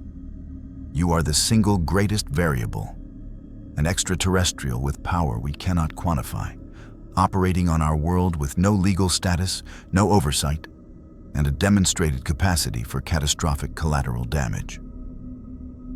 He pushed a thick document across the table. "The Accords have a special provisional clause. You would agree to continuous monitoring, periodic power assessment at a designated facility, and you would be prohibited from using your higher-level abilities, these transformations, without direct authorization from the UN panel." The room went cold. Steve's jaw tightened. Tony looked pained. Goku looked at the document, then at Ross. "You want to put a meter on me and keep me in my base form?" "For the safety of the planet, yes." Goku thought about it. He thought about the thrill of going Super Saiyan, of testing his limits against Thor. He thought about the spirit bomb, drawing energy from all living things. He thought about the look in Ross's eyes. Not the look of a man who wanted to manage a protector, but of a man who wanted to cage a beast. "No," Goku said, simple and final. Ross's eyes narrowed. "This isn't a request. Refusal means you will be classified as an unauthorized hostile entity. All agreements regarding your stay will be nullified. The Avengers will be ordered to detain you." Steve stood up. "That's not going to happen." "It will, Captain," Ross said, standing as well. "Because if they don't, they will be in violation of international law themselves. You won't be a team anymore. You'll be outlaws. All of you." The ultimatum hung in the air, a fissure cracking right through the heart of the Avengers. It was then that a golden sparking portal opened at the end of the room. The Ancient One stepped through, followed by a man in a red cloak that floated of its own accord, his hands glowing with the same mystical energy. "Secretary Ross," the Ancient One said, her voice cutting through the tension like a scalpel. "Your concerns are noted, but your jurisdiction has limits." Ross bristled. "This is an Earth matter." "Is it?" The Sorcerer Supreme raised an eyebrow. "When the individual in question is a dimensional traveler, his presence and the stability of his powers fall under the purview of the masters of the mystic arts, protectors of this reality. We are the authority on extra-dimensional affairs, and we have reached an accord of our own with Son Goku." Stephen Strange, still new to his role but radiating a formidable authority, stepped forward. "He will be under our supervision. He will train at the Sanctum to better understand and control his abilities within the context of this universe's metaphysical laws. This serves the goal of safety without the need for political containment." Ross was flummoxed. "You can't just—" "We just did," Strange said, a faint smile on his lips. "The mystic laws predate your nations, Mr. Secretary.